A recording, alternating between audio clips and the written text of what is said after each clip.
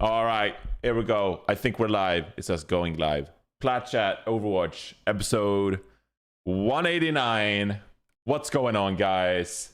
Woo-hoo! It's another week. We're here. Woo! And Solomon's not here. The adults are not here. Finally.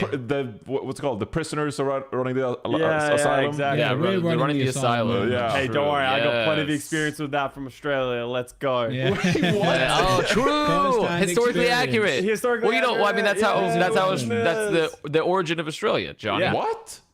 It was a penal the, colony. The British just Yeah. shipped a load of prisoners on to Australia.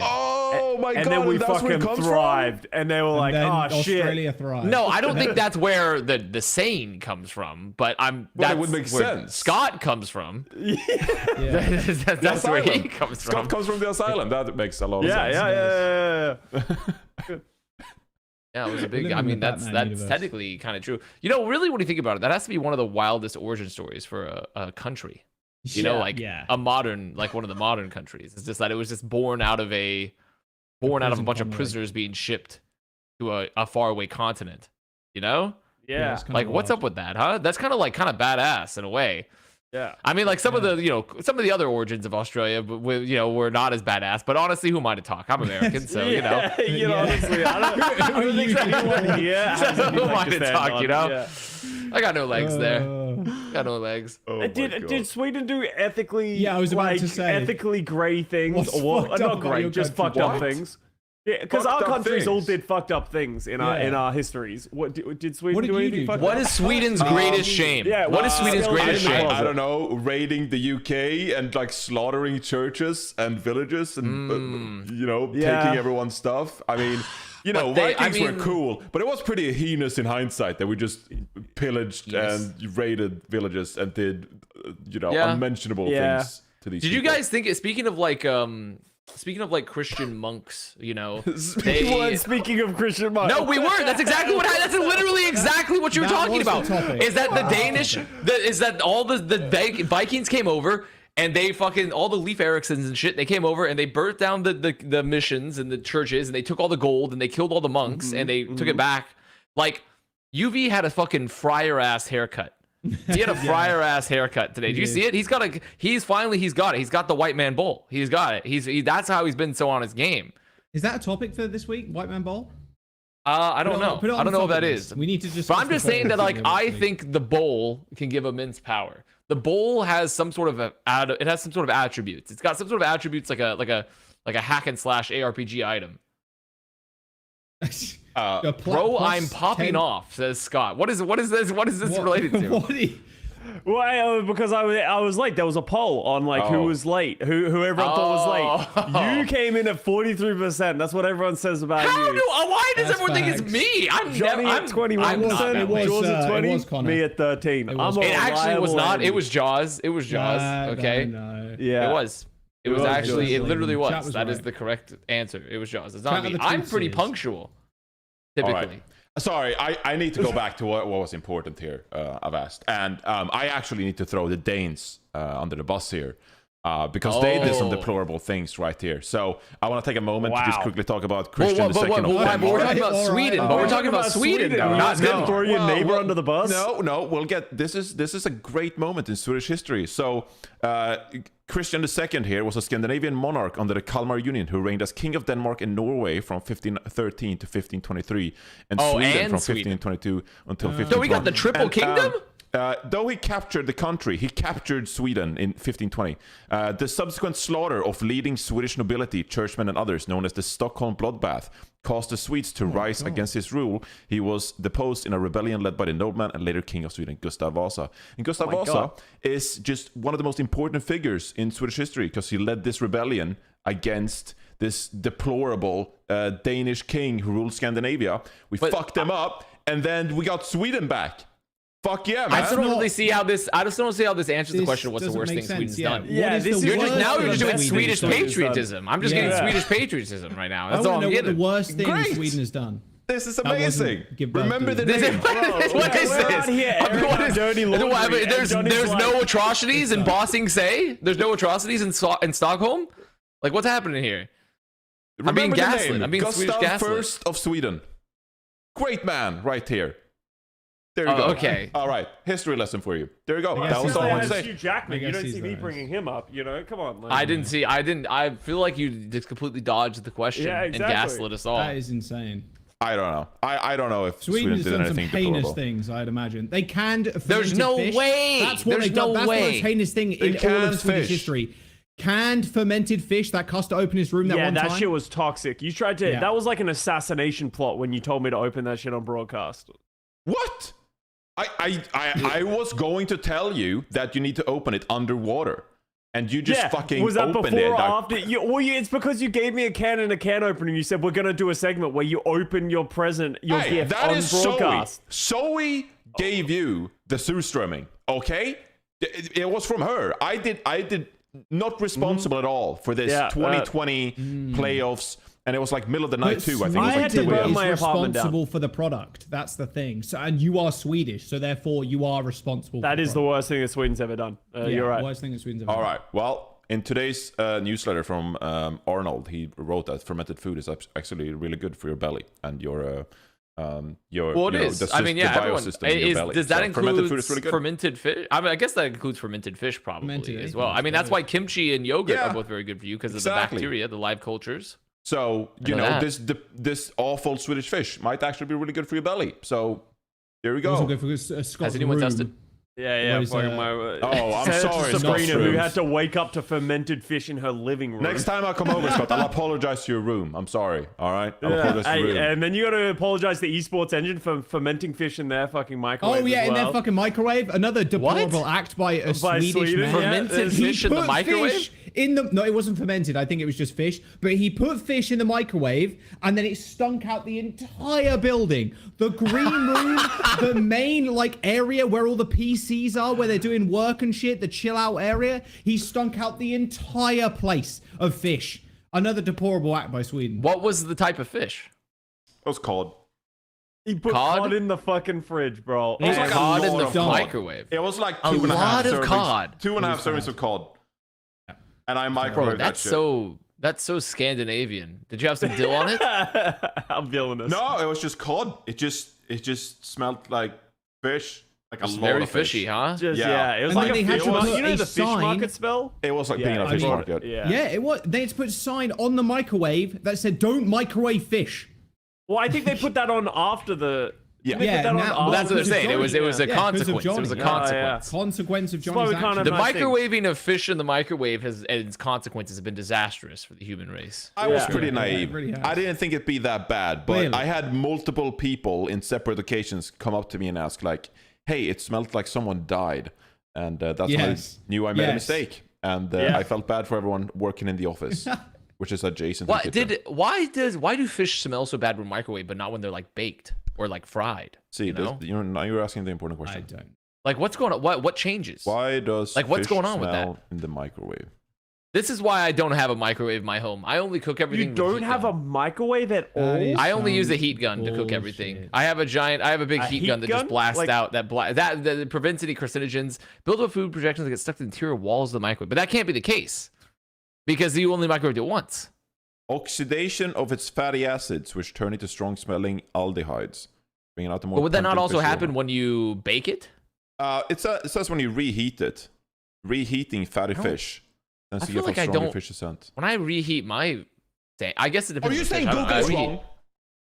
Yeah. Google is I'm not not saying wrong. that. also I'm saying there's an reheated this fish maybe is before. not the correct. This might not be the answer Oh, for you, like. I think cooking it. you can Reddit microwave knows. it. Was it cooked, Johnny? Was the cod cooked prior to the microwave? Yeah, of course. It was Yeah. baked. Okay. So I don't know. Why he's bringing a raw fish and cooking it in the microwave, just putting it in there and cooking a raw fish. Flopping around. Oh my god, I microwave that would sushi. be crazy. That would be crazy. Actually, that would make a lot of sense. Actually, What? That would be Robot- insane. Yeah, that would answer it all. Pulls up with like the ice box, like the cooler, Yeah, just pulls just out the fish from the throws fish the market, giant throws pod that in the shit in. microwave. Just a traditional air cooks it. fryer. Old school. Yeah. That would be wild. Oh my Holy god. bad. Wow. All right, we actually need to get to this episode. So, okay, so this is going to be a scuffed episode because Solomon is not here this week. I think they're on vacation, so have the best of times. But it means that I'm going back to producing, which means that I can't do 50 things at once. So we'll just chat and have a good time. There wasn't too much stuff going on anyway. We're talking a bit about season 6, primarily about season 6, to be honest. But before that, there is one big thing to talk about, and that is, of course, going to be fucking producing by myself. Here we go. Manscaped! It's just killing me! Yeah! Wait, I need to... Wait.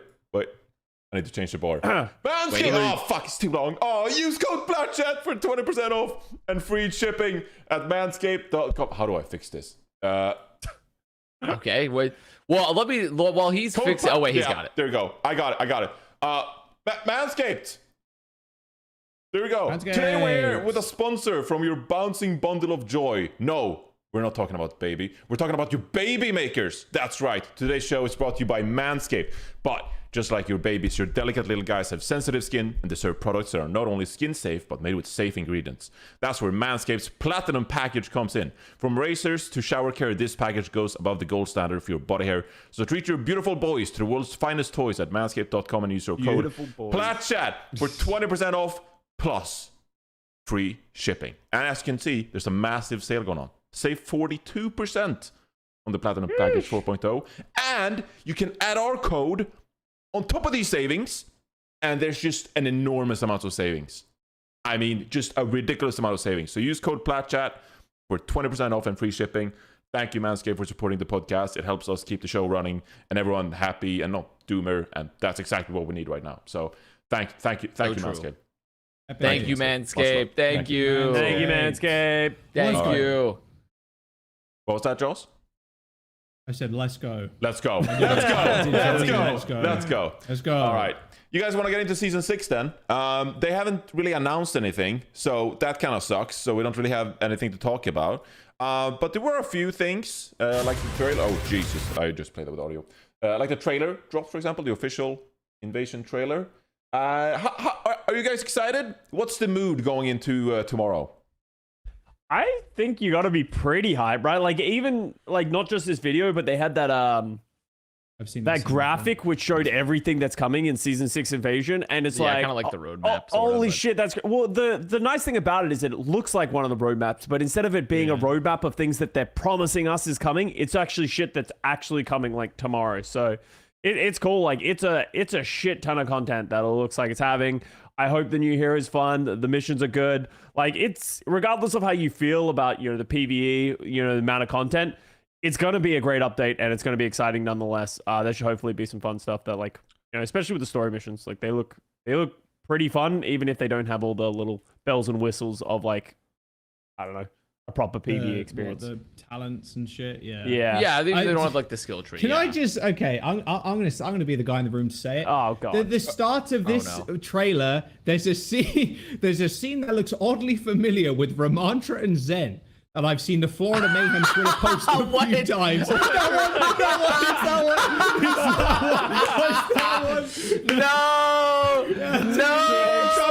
Am I wrong? No. Am I wrong? Way. No way, bro. It's canon. It's canon. Shit. It's dude. Wait. canon. This. I mean, okay. So technically, I guess I was about to say this would make them like the Island Boys of Omnix, but they're not actually brothers, right? Like they're like just friends that call themselves. I think brothers. they're just friends that got Yeah, they're just friends that call themselves brothers. They're just that's friends, true. bro. No, it's nothing serious, bro. I mean, bro, look at that lustful gaze. Not wrong. Ramantra has he in is that moment. fiending right now. The They're lucky look in his they eyes. cut the scene here. They're lucky. Hey. Good call out, Jack. Good call out. Yeah. Very good Honestly, call that was the first thing that came to my head. I'm not gonna lie.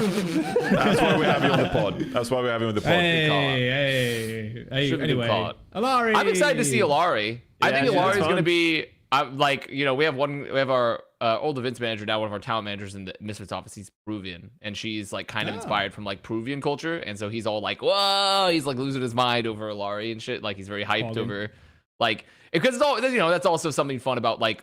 I think what's cool about Overwatch is that, since they could take inspiration a lot from a lot of like actual cultures on Earth with the heroes, like it's fun to see like, sometimes yourself, obviously, which is a minor point comparatively to like the actual new hero, what the impact's going to be on the game. But you know what? I came to mind on this, the new Hero Mastery trailer. there's like in one of the trailers they showed like everyone like they're in the practice range or like doing all the shit, and then it like cuts to the Mercy point of view hero mastery, and she's just like damage boosting the ball. I don't think it's in this one. I don't think it's in this trailer. It's in like one of the earlier trailers they released for hero mastery. I can't remember where it was, but like there's just like they're just like on the hey wait actually you know what, fine, I'm gonna they're gonna want clout off of this, but you know what, I'll give it to them. Here's the clip, Johnny. I'll send it to you on Discord of the like it's just like cuts to like the hero mastery of it, and then like Reinhardt's doing something like all this stuff, and then it's just like Mercy damage boosting Straight to the right. God,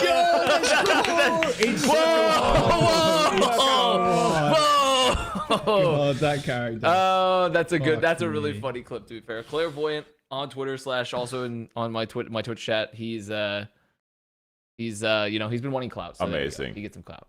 Amazing. He gets some clout. Yeah. So yeah, I'm excited for it though. I'm excited because also this has been the first hero, specifically on Alari. Like I feel like we've heard like some very like mid leaks, but I feel like this is the first hero where I feel like I know almost nothing about them. Yeah. Coming into, which is like cool. they've really clamped down. No announcements. Like we're starving here at Plat Chat at LC. Like nothing. We don't have anything. I literally know nothing. There was just like that one like there was the one leak about the hero, which seemed like I don't know, just it didn't look nearly as high quality as like the one that happened for like let's say like Junker. I remember when Junker Queen. Someone had all of their abilities and written out and stuff like that. Yeah. Crazy. Yeah, like they had written out the abilities, but like it still was very like unclear, and like we didn't even see the icons, what they look like, or anything. So I'm like, bro, I don't know shit about what's happening with this hero. Everyone's comparing them to like a League of Legends champion. Can't remember which one, but this one with it. She's like Akshan or something like that. No, the support one with the giant gun, the rail. She's got a big beam. Oh yeah, I think that might be. Cena. I think that's the one. Yeah, because I remember I played her. I think she has the vibe of Akshan, but yeah, she definitely looks like Cena, especially with the big gun, like and just with like the big gun. That's the first thing I thought as well. Yeah, Wait a second, that's Cena with giant weapon. Yeah, season 6 is gonna go. I'm excited for it. I'm excited to see what the player. I think one of the most interesting aspects, besides obviously the PvE elements, is like the player progression system. Like how much they're like, what all they're like. I know they've talked about it a bit, but like I really want to see like how polished and like what's the integration, because like I feel like there's a lot of room to grow with player progression in Overwatch 2. Like there's a lot of room for growth for us to like continue to add features that has people like interested and invested. So like especially if it's relative to certain heroes, right? Like for sure. You could see like people went fucking ravenous for like a border color that cost them like hundreds of hours to get per border color, and then like if you add that for heroes, you give them like some incentive, kind of like.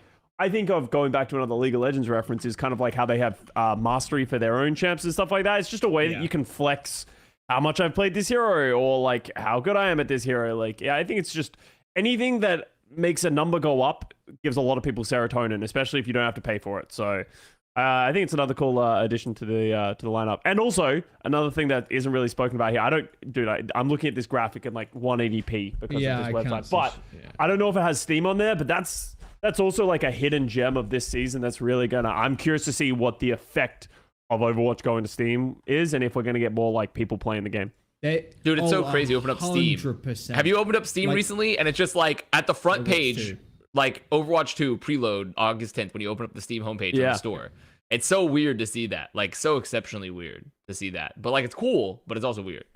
Yeah, it's super strange. I think there's going to be like a ton of new players regardless of how long the players stick around, just having it on a different platform other than Battlenet, because what do you go to Battlenet for? You go to it for like World of Warcraft, Diablo, Hearthstone, or like StarCraft maybe, and then like Overwatch, right? But like Steam, you go there for, if I were to look up a game, I'd go to Steam instantly. And like Overwatch just being on the Steam store is just a phenomenal step forward. Plus it being free to play as well, like free to play games in general on Steam, like bang. So there's going to be a ton of new players. I actually did see a funny tweet from Frogger recently, and Boga kind of responded to. Poco was like, I can't wait to. It was something along the lines of like, all the new Lucio players are going to get tricked into thinking speed boost speeds up the bot on push. And like Boga replied like, time to open up the school of Boga again or something, because he puts out just unbelievable TikToks of like false information, like straight up false information, and it's just so funny. It's like mercy damage boosting, like or like you can damage boost the bot on push and shit like that. And it does damage when you roll over people, and like just ridiculous shit. And it is so funny. So yeah, a lot of people, you're going to see a lot of Lucio's trying to speed boost the bot. I'm just saying, but it's a good thing overall. Like more platforms is equal better. Yeah, can I ask you a question about that? Sorry, Custa. Do you really want to say something? You run it. Okay, because I found myself, you know, way back in the day when I actually lived in Sweden, you know, growing up, big like Counter-Strike player, and you know, I'd be on Steam all the time. But I feel like, especially since I became a pro in Overwatch and my life after 2016 or whatever, I pretty much only use Battlenet. Like, I only play Blizzard games. Do you guys always have Steam open? Do you have other clients open? Because I feel like if I start playing Overwatch on Steam instead, it's going to like fundamentally change the way I, you know, what games I play, and like using my Steam library and like seeing all these other games more often. Am I just off the goop? Or are you? I think you are. I mean, think you're pretty distinct. Yeah. You're in the minority because you play WoW. Like that's the main reason you have Battlenet open. Like I would say WoW, Diablo, Overwatch, and think those are like about, my like, games.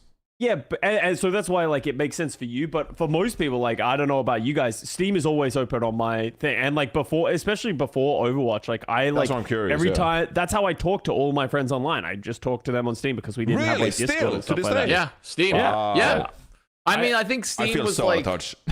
Steam was like, I mean, it's the biggest marketplace in the world, right, for digital games. Yeah. Still, and then also it's like it has the best UI out of all. Like I've used all UIs for all the stores. Steam's is still the best. It's got like the best, easiest access to find games and stuff like that. Like obviously, Steam is not a perfect platform. It's just obviously like it's just the most polished comparatively. Like I felt like, especially now, because I've actually kind of liked. I don't mind Epic Game Store as much as I used to. But it's still like none of them really come that close. Like Steam's is like, I would say probably the next most polished is probably the Battlenet launcher. But the thing is that there's just obviously only Blizzard games, you know, like on it. So like I feel like for the same way for me, like Steam, when I first started playing, like Steam is, you know, I technically first started playing when we still had CDs. So like that's first, but like once Steam became the thing, like I was on, all my games were on Steam. I played everything on Steam. When I played Team Fortress competitively, that's like my whole life revolved around like Steam and messaging people through Steam. Then we had like obviously like at that time we had like Mumble and stuff, or like Vent, and then like Good times. there was like even still I have Steam. The majority of the games I play are from Steam. You know, like that's just like it's. I feel like it's a pretty ubiquitous experience that Steam is. Most people that play games are like on Steam. If you play games on PC, you play them on Steam. Yeah. Like, straight up. You don't. A lot of games nowadays, like when I was working in the game store, like it's so funny selling PC games because we didn't have like a giant PC section, and for good reason, because everything's just on Steam. We sold more like Steam credit like cards than you would like actual physical discs. But sometimes like if you get the physical like copy, it might come with something extra. But like you could tell over the years, like we were getting less and less PC titles, and most of them would like.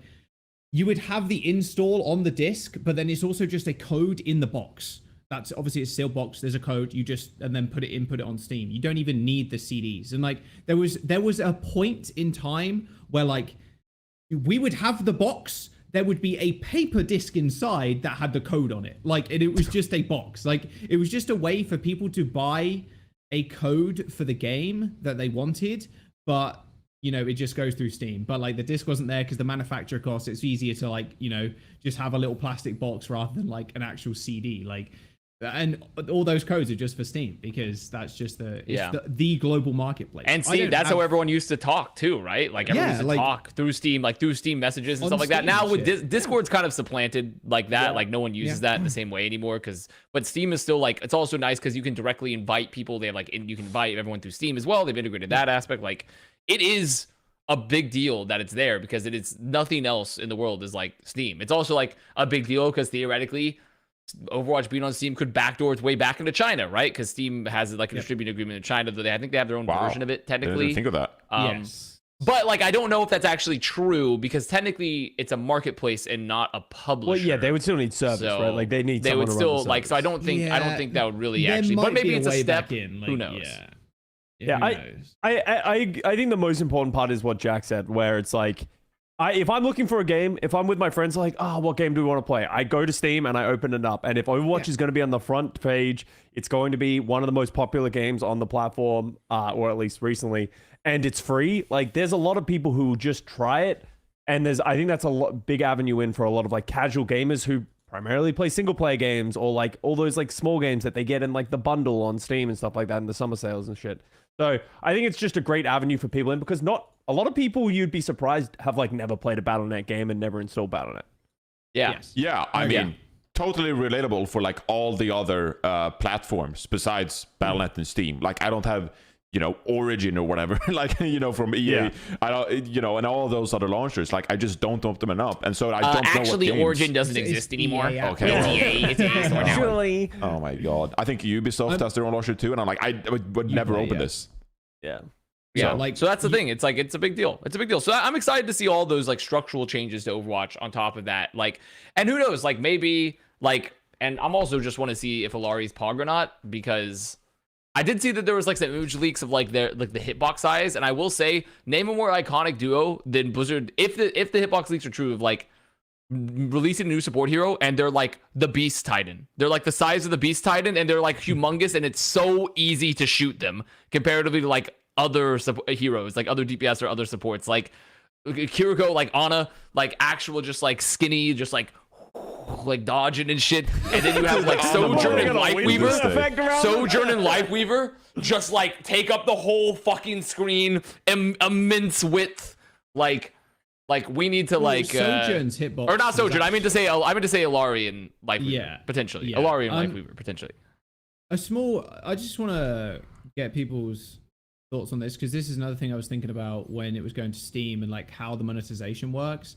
I mean, this doesn't really concern like most of us, and I think most people watching aren't really concerned with this at all. But I think with monetization on Steam, I'm curious how they actually process payments through the store. So are you going to be able to use Steam credit on the store, like on the Overwatch store to buy coins, or are you going to have to use Battlenet in a weird way, like in the client to then fill up with, you know what I mean? Because in Overwatch, when you click to buy coins or like buy whatever, right? Buy the premium currency or like buy a bundle that's costs like USD, it opens like a mini like overlay and it says, oh, your PayPal's already linked or maybe your credit card's already linked and you click there or like you fill out your credit card details and you go in. Is it going to be like that or is it going to go through Steam and the actual Steam store and the, I'm pretty sure Steam's just going to open up a Battlenet. Well, not open Battlenet, but you're going to have to use a Battlenet account login information to get into Overwatch most likely. So then you're probably going to have to pay through that Battlenet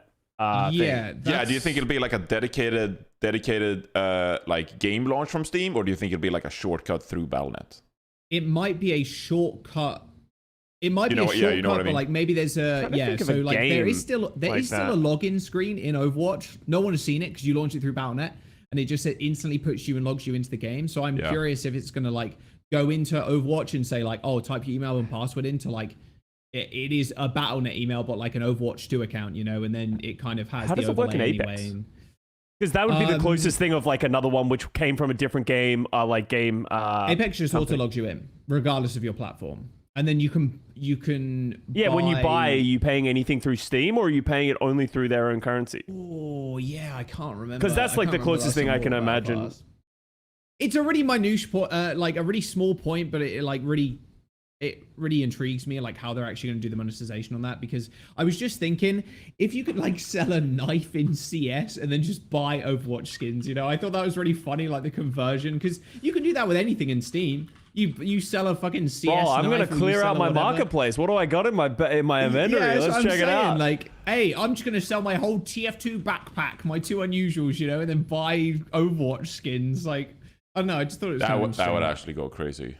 I have old knives and stuff I need to get rid of. Yeah, I think it's really intriguing for me. Probably not for anybody else, but yeah, I just thought it was kind of interesting. I mean, it's important. Steam, yeah, let's go. Yeah. So, they're dropping that on Steam tomorrow, August 10th, and they also have like a bit of a staggered content release. So, if you look at the graphic, I don't know if the graphic looks better to you guys locally because I tried to up the video bitrate.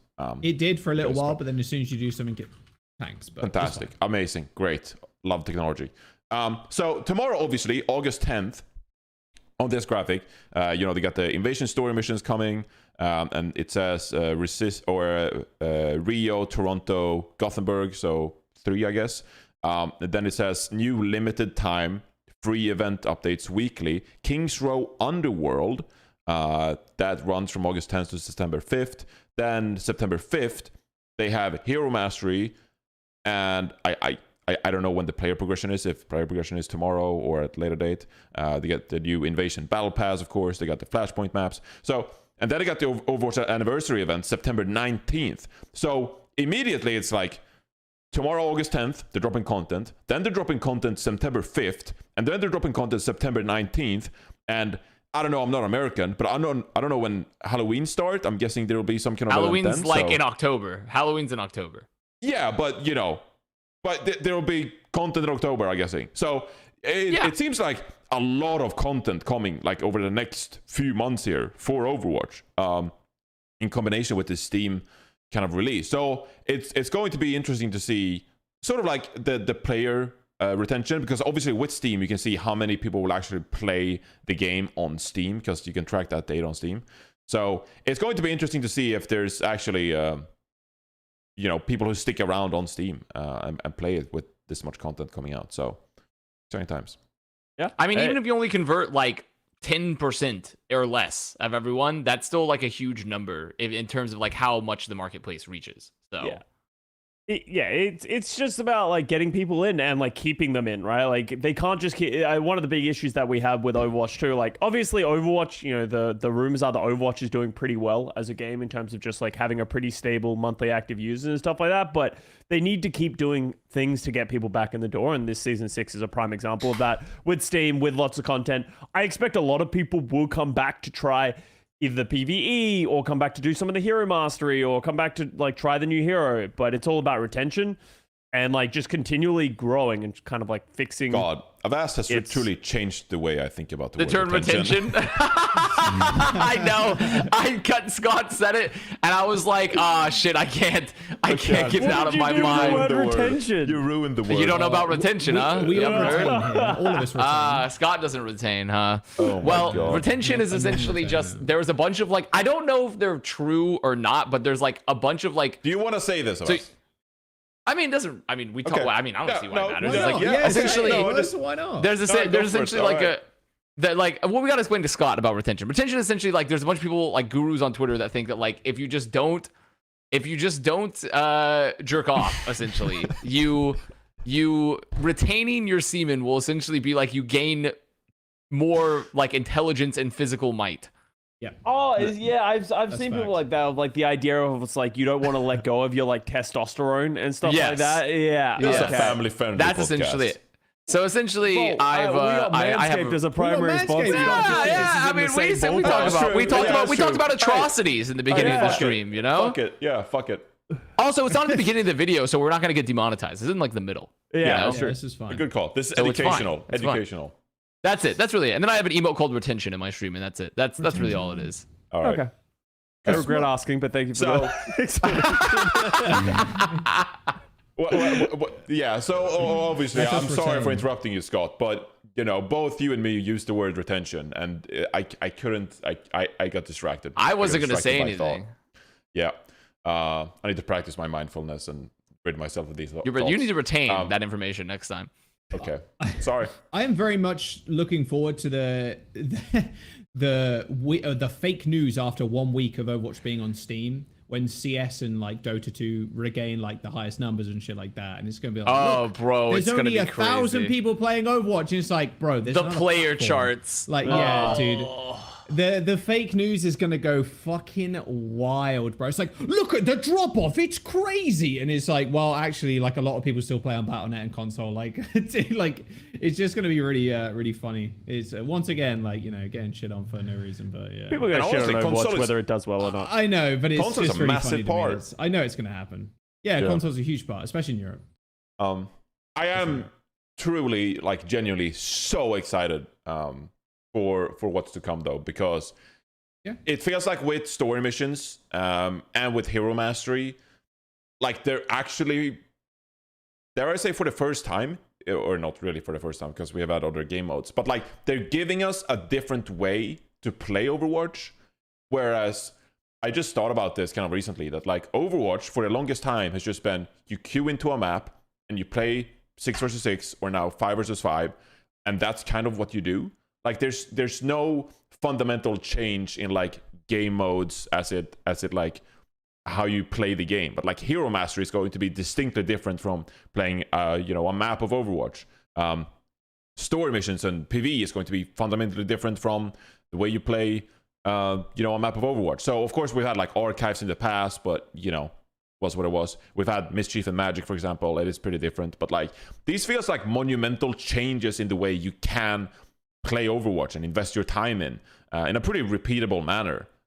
I hope anyway, with the story missions. So I'm really excited to see if this captures like different audiences and brings in people that otherwise wouldn't be able to just invest a lot of time in Overwatch, because it was pretty limited in the way you play the game. So I don't know if I'm overreacting to that, but no, I think it's a good point. Just a free-to-play game does need to capture like a variety of audiences, right? And you can't just have the like. For myself, and I think obviously everybody in this chat is like, well, what do you do when you jump onto Overwatch? Well, you just click play ranked, or in Connor's case, you close the game and then load up super auto pets. But like more often than not, like especially on our audience in Plat Chat too, right? There's probably a lot of like quick play heads out there, comp heads out there, but in general, I think more people that watch this podcast are very much focused on like Overwatch League and the competitive side of the game. But I don't know if we always forget. I think I bring it up a lot, but like the casual side of the player base is fucking ginormous. Like, and we don't really interact with that kind of side much. It like, is huge, yeah. Like the r/play Overwatch subreddit is like kind of a good small example of like how the casual player base reacts to like Overwatch news and like reacts to changes within the game. Like, my 5k diva highlight, Pog, that's the front page of the subreddit this week. And like next week it's going to be like invasion missions. Oh, I beat legendary like super fast, oh, hero mastery, like I'm one of the top scorers or whatever, like just capturing that kind of casual audience is really good and giving them more options to play that, not just like, oh, quick play. Actually, to be fair, arcade mode, which has a shit ton of modes too, like that mystery heroes is one of the most popular modes in the game, not even just quick plays. So, having just more options for those kind of player bases is always a good thing. And like retention and just like, if you're going to get down to the brass tacks of it, like, keeping people in the game so they spend more money, so the devs can make more cool shit. So yeah, especially with Invasion, it obviously it does cost money, I believe, right? I don't know. It costs money, right? Like, they said it's like $15, but you get a battle pass with that as well. Battle pass and then the thing, right? Yeah. So like, depending on how that ends up rolling out, when this battle pass is over, like I'm hoping they just kind of release it for $5 or like maybe 10, I don't know. And going on from there, I hope that does kind of draw people in and have them stay in the game and maybe enjoy like the quick play aspect of it as well. And obviously Steam is a massive proportion of that player base that's probably going to stick around after the PvE. So yeah, I think overall it's a good thing, but I guess you've got to think of the casual audience. I did kind of perform a custom game erasure with my comment, but yeah, I don't know what's going on with custom games. Yeah, you forgot about like chill and kill art plus 18 plus RP. Yeah, like genuinely though, those probably go crazy. Like the lobbies in custom games are quite populated, especially with like grow, kill, like hot potato, like those kind of random modes that you jump into when you're searching for a queue. Like, can you imagine player base is quite small at the end. If they gave like the actual freedom to like the custom lobbies and the workshop, like, and gave them like a lot more assets and like things to do, because like they are very like limited in what they can produce. Like if they gave like Halo level of Forge or Team Fortress 2 level of adaptability, like dude, people would create the coolest shit. Like isn't there it'd be so good. Like a Steam workshop page? Like put Overwatch on there. And just the Steam community can like go ham. Well, but once again, you'd have to like that would be actually a great idea, but you'd actually still need to give them access to level. You need to give people access to a lot of like build it. But I mean, people still make really interesting, cool things with the current level of workshops. Still, with the like scripts. if you gave them like Halo Forge level things, that shit's crazy. Like they have like they're working with nothing yet. That game kind of goes crazy. Yeah. Like it's. Oh my Halo God. Forge level things, people would be creating a whole new. They'd have like Warcraft 3 with like Overwatch. Yeah. Essentially. Like they would have like shit. They would have like insane things going on with Overwatch. If they get like a Forge level editor. Yeah, I would like that, but I feel, and it has been a trend where like they don't want people messing with the base game, and like even just like the models and shit, you know, like oh hell, there's a hella fucking hentai out there of fucking Overwatch characters. I'm like, sure someone will work out how to shit. take their clothes off, right? Yeah, like Exactly. Do you know what I mean? So like they're pretty protective when it comes. I feel to like we're past assets that, and whatnot. guys. But that's what we're saying is like I think we all need. I think Overwatch just needs to accept that. You know what? Maybe that shit's gonna happen. Is that really so bad for us? You know, like yeah. But I can definitely understand their stance though, because Blizzard does have a level of polish and quality that they like to put things out of, and that's why a lot of updates and skins and stuff like this take a long time. It's the same with WoW. It's the same with Diablo. Like, what was the time frame between Diablo 3 and Diablo 4? You know what I mean? Like the time frame for World of Warcraft expansions, they start making the 1-2 years down the line. Like when one, you know, the amount of polish and stuff they put into it. So like, I kind of understand their stance when they don't want to give a Halo Forge level editor because they put so much time into these things. They don't want people kind of fucking up and fucking around. Yeah, I mean, I do disagree. I think there should be something like that in there, but I do kind of understand their stance. Yeah, when I understand they the say stance. They don't want people to mess with. Although they've never distinctly said that. It's just been kind of a given. But like, think about like how many great things came out of the Warcraft 3 one, right? And how they gave the tools to everybody, and like how many great things created. Literally, how Dota was invented. Yeah, Dota was invented. So many. League of So I mean, Legends. and they also made auto chess. Like that's how auto chess became a thing because Dota 2 ended up making auto chess as well. So it's like, actually, I think that was Warcraft 3 as well, and then Dota 2 adapted it. But yeah, why like hasn't Blizzard made an auto battler yet? that's you know? actually, I think they recognize they missed the boat. they have the boat's been missed. They must have been. I guess the boat has been missed potentially. Yeah. But like, They you know, have all I Battlenet. see all day is That's just not like because of the new For You pages, I just see TFT players complaining about TFT all day. But I feel like every community is just filled with people complaining about their games every day, no matter what. Everyone complains like, about everything. Yeah. So like at this point, it's like, why not just go for it? You know? Why not just go for it? Like they're doing the Warcraft Arclight Rumble thing, but that's more like tower defense kind of thing. that's not an auto chess. Yeah. That's a yeah, single that's not an player. auto chess battler. Yeah. More of like a progression Hearthstone as an auto battler. It's kind of it's an auto battler. Oh, I yeah. guess that's true. It's Yeah, kind of. they do have Hearthstone But with Arena. cards. Yeah. Yeah, I've heard that's actually fun, but it's not really as much of an auto battler in the same. Oh my god, respect. it's chaotic. I tried it. It's chaotic. You gotta know. Jake Hearthstone. really loves Battlegrounds. It Like, goes. that guy grinds on Battlegrounds. Crazy. Yeah. Yeah.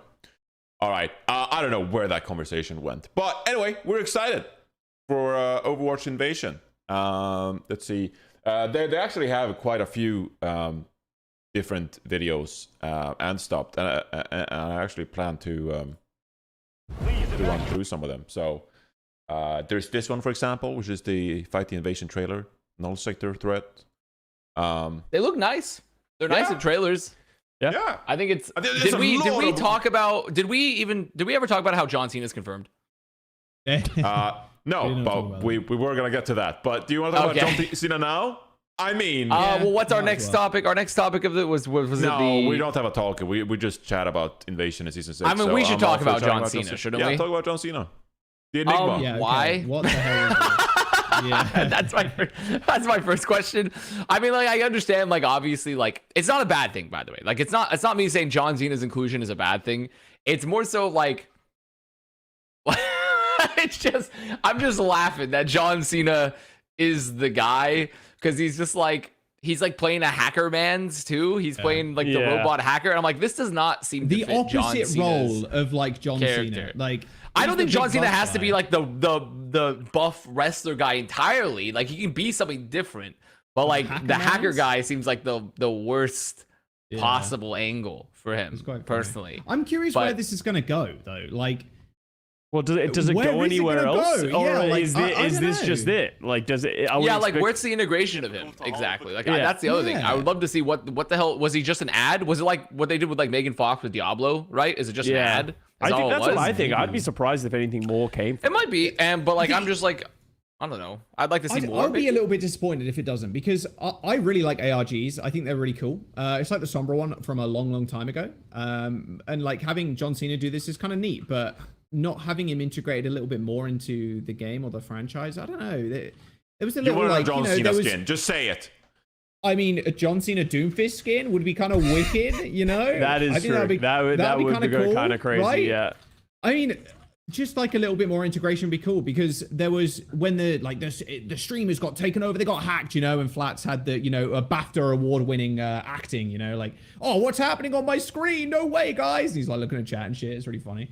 But like they had the HTML and like I did it on stream where like you put the HTML in and if you like it comes up with an image and it's like a J and a C, you know, like and all this kind of stuff. And the image is like labeled something and it's I just want there to be something a little bit more. Just give me a little bit more. I skip. If it's or just an something. ad, then you know, like that's fine. It's just Like, yeah, it cool, would be, sure, it would but be like cool. I'll be a It little would bit be cool to disappointed.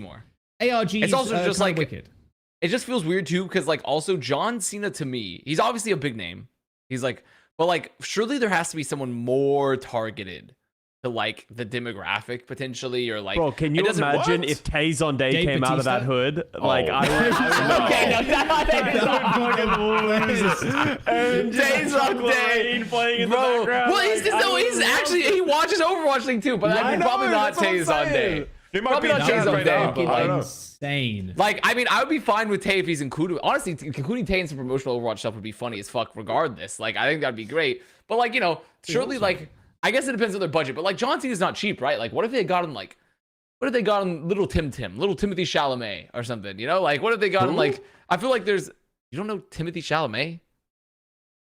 Johnny. Bro, How do you spell Johnny? Johnny? He's from Dune. He was in Dune. He's in He's the like new one of the most Wonka. popular male actors. He's like coming he's up these popping days. off right Yeah, now. yeah. Oh, I'm sorry I don't know actor names. Really sorry about that, guys. Well, I'm sorry. Well, Come I on, mean, Johnny, that's get the it whole point of this together. conversation. Upcoming young actor names. I'm really He's sorry. not doing upcoming. He's fucking been on the scene. He's around, been on the yeah. scene for a couple of years now. He's kind of big. He's not upcoming. He's made it. He's came. Even one could say. It's okay. Okay. I'm What are you sorry. I'm saying? sorry. What are you saying? I'm sorry. I'm so sorry. Yeah, I don't know. The point being is like I just feel like there's someone maybe like more potentially a more targeted person than John Cena. But once again, not mad about John Cena. It's just an interesting. It's just an interesting pick for the advertisement. Just an interesting pick, especially. He's considering his 27. He's not been around the scene. He's younger than me. Like, come on. character. He's Bro. been around the scene, man. Yeah, he's been around the he's, scene. he's You could be kind of around When the did, I mean, scene. didn't Dune? When did Dune come out? It was like 2 years. year Yeah, and a 2 half years ago. ago. No, probably. like that was 1.5 like 3 or years. 4 years ago now, right? Really? Came out in like 2020. And I still yeah, haven't Dune watched came it. out in Oh my 2021. That's God. 3 years old, and that was like his. So he's been pretty big. 3 at least. years, bro. Yeah, bro. I don't know where you got. It's the about to 3 be 3 years. It's gonna be 3 years in a couple months. It's gonna be 3 years in a couple months. Because it came out gonna be 3 years in a couple December. months. Didn't it come out December 21? That's like Oh wait, did it almost come out 2 December? years. Wait, did it come out in December? Wait, I'm checking. I'm double checking. Well, isn't there a second one coming out soon? Like, yes, there there is. is. There's another one coming out soon. Yeah. I'm looking for the Dude, Guardians of the release. Galaxy as well, just on Disney. Oh wait, it came out in October. Okay, yeah. So like, Oh, you know, yeah. So it's- 2 years. Yeah. I mean, 2 I years. mean, it's essentially it's not that far off from 3 years. Tay Zonda's But, like, in the point chat. being- Yo, I do Yo, there it is. 100 John Cena's. They Okay. see we could have saved a bunch of money on budgeting, and we could have, and it would have been better. Okay. I'm just saying. Tay could have The composed marketing an for original Blizzard song. is just you out know? of control. Like for any I know company, you. the I marketing know you're spends are crazy. joking, Scott, but like, when we have the budget, let's like spend it. I mean, this is the biggest like marketing and it's hire cool. since Yeah, Serena yeah. Williams for the Overwatch League. Like, As this a- is. I mean, As I imagine said- they got like Zendaya and Timothy Chalamet. Think about that, huh? What if they got bro. them both? If Zendaya came out of that, bro, can you imagine If- how many more oh people my would wanna god, play people would have Overwatch? lost their minds. Yeah, People bro, lost like- their minds. That would've been Dude, cool. imagine Ramatra, Taylor Swift, anti-hero. I'm the problem, it's me, you know? Or imagine that. Imagine how hard that would have gone. We People would have been cannot afford pogging. Taylor Swift. Like, just How look at how could a everyone. watch not afford Taylor Swift? How could a watch not afford Taylor? They can afford Taylor Swift. John They Cena's cannot definitely afford cheaper Taylor than Swift. Taylor Swift is worth like 5 times probably what John. Yeah, Cena but they is could worth. afford. Yeah, I mean, they stuff. made like just Activision Blizzard before they got acquired was making like what 8-9 bill in profit in 2022. They could afford Taylor Swift. Yeah. They could afford. And now they got acquired by Microsoft, one of the biggest companies on planet That's Earth. true. They could Maybe- afford Taylor Swift. Maybe Taylor okay? They Swift is could on the do it. menu for next year's activation. Okay. I hope. Hopefully. Taylor Swift was Zendaya. Let's make it.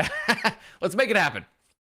Make it happen. Or just go like even more recent. What happens if like New Jeans just came through and there was just fucking That would be all 4 of them just like wicked. come through Okay, the door? surely. We'd be Okay, the well, most I guess. popular I guess game I in the don't world. know the scale and size difference. Surely New Jeans has to be really expensive too.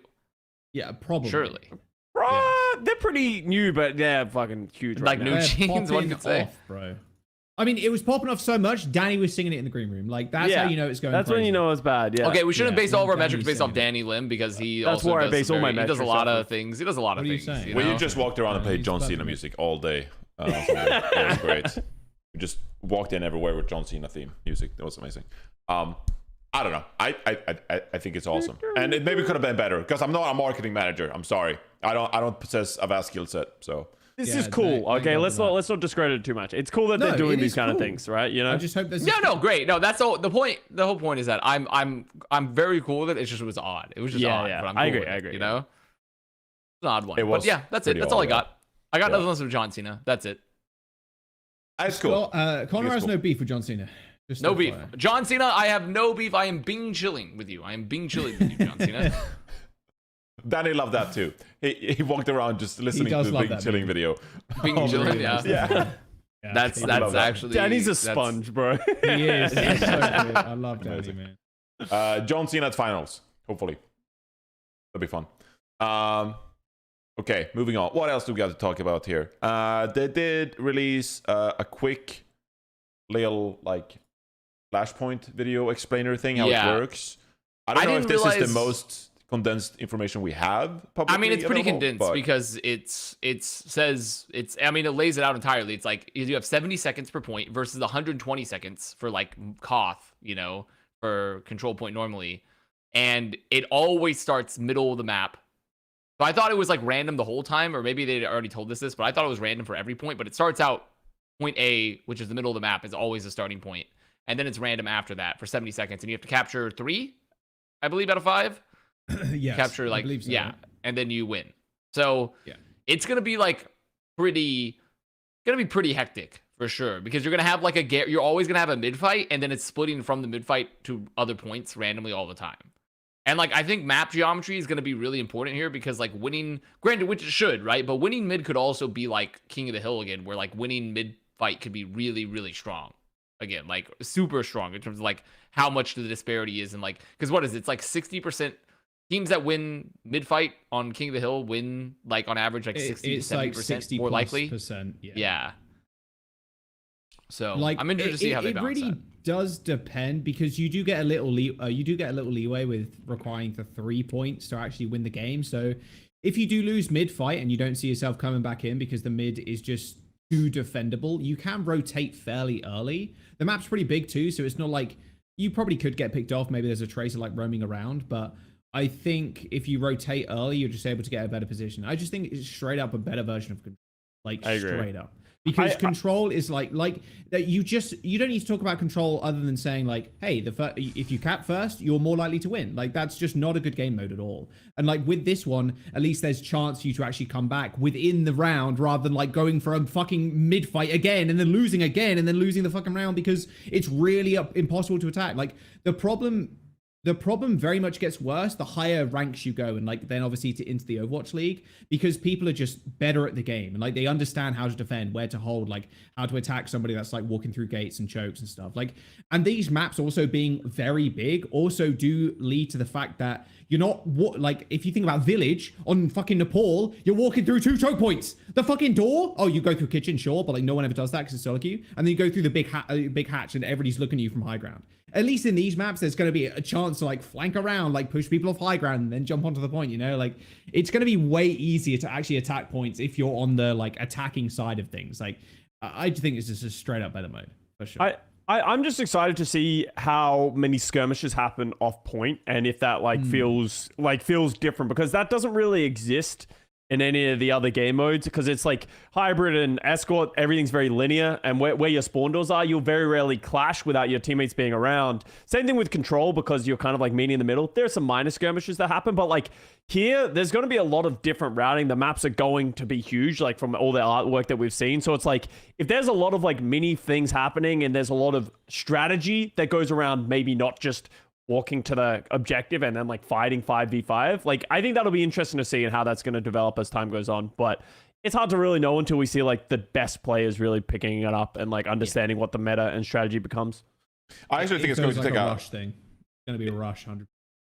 Yeah, probably. I think it's going to take a like quite a long time to actually figure out this mode based on what we've seen for like pro players, because not only do you have like 5 points, but like like you mentioned, there instead of the points being like isolated, just like you spawn on one side and then you just meet at the point, like there exists 5 points in a single map, and you can roam around the entire map. And of course everyone's going to flock to the objective because you know, like of course they are, but still, like there's so much room for a way to engage these different points, I'm guessing, and like rotations and work around the points, and like assumingly all the points are quite different. So like, how is that going to affect what heroes you pick, for example? Like, are they going to points where like you swap to a different hero because it's better than that point, but then maybe you want to stick to a hero because you have ultimate charge and it's only 70 seconds instead of 120 seconds? Like this game mode just seems like so fundamentally different to what we know about other modes that it's going to be a very interesting experience. So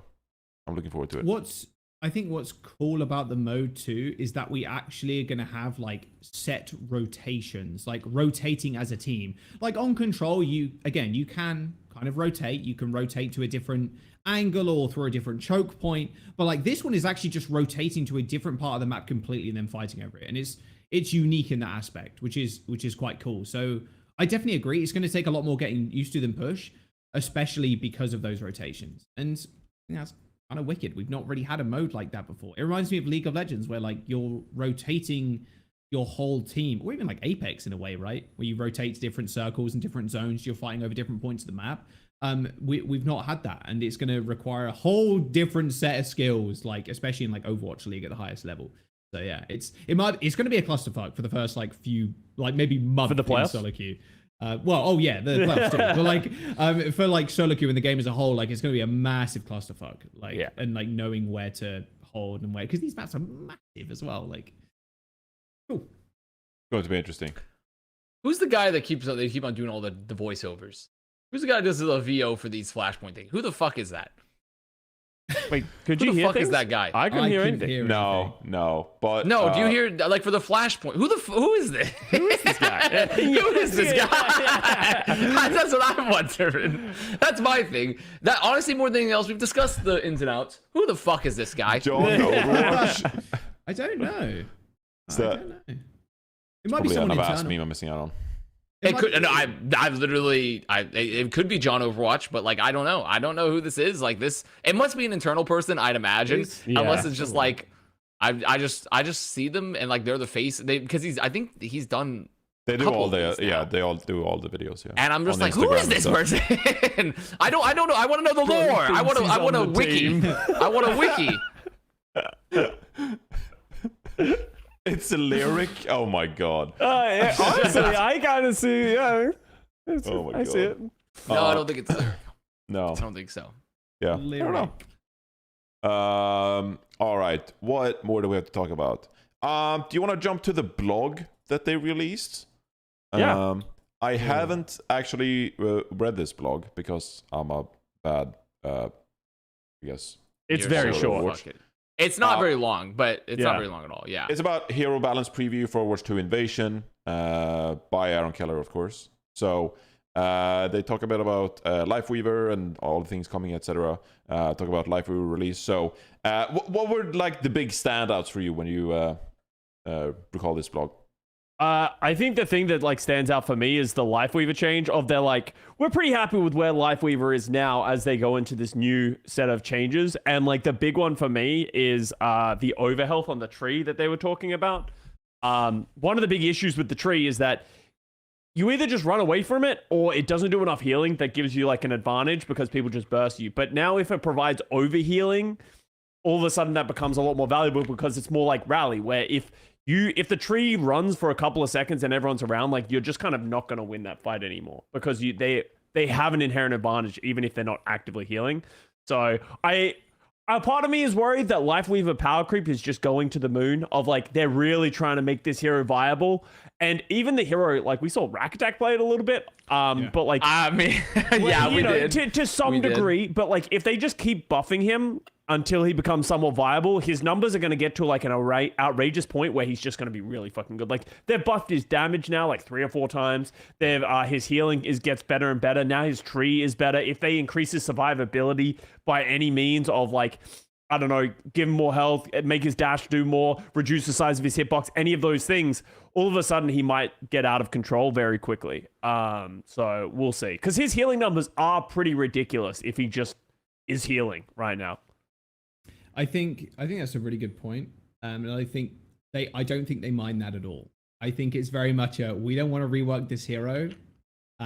We just want to buff him into oblivion and just wait and see where the tipping point is. And I think we are close to that, especially with the overhealth on the tree.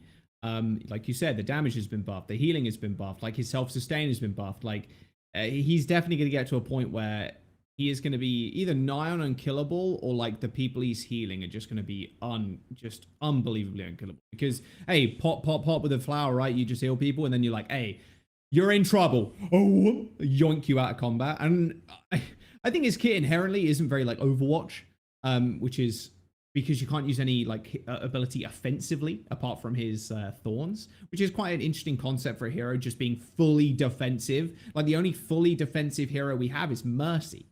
And like you could say she's a little bit offensive with the pistol when you pop the Valk, but in general you're just. Well, I mean, wouldn't you argue bleeding, damage boost, right? Because damage boost is inherently offensive. Yeah, that is like an offensive tool, but like Mercy does not engage in any form of combat. She like sits there and does absolutely nothing, right? Like and just heals people. Sure, yeah, and like with Lifeweaver, he is that in a way because he doesn't really do anything else apart from maybe throw thorns at you. So I am very much concerned about this teetering over the edge of like unkillable, or like the targets he's boxing unkillable, which is going to make DPS just not fun because they are every single pulse bombed yanked out, like shatter yanked out, like grab yanked out, you know what I mean, flux yanked out, you know. It's not going to be a good time for like a lot of heroes that have very good impactful ultimates because he just got a grab. Like I think it's going to be big in lower ranks. I think it's going to destroy lower ranks before it destroys higher ranks. So I feel like we'll hear it before we really notice it. Yes. This is the moment. This is the moment where I cater to the casual community on the Plat Chat podcast. He's doing it. We lost him.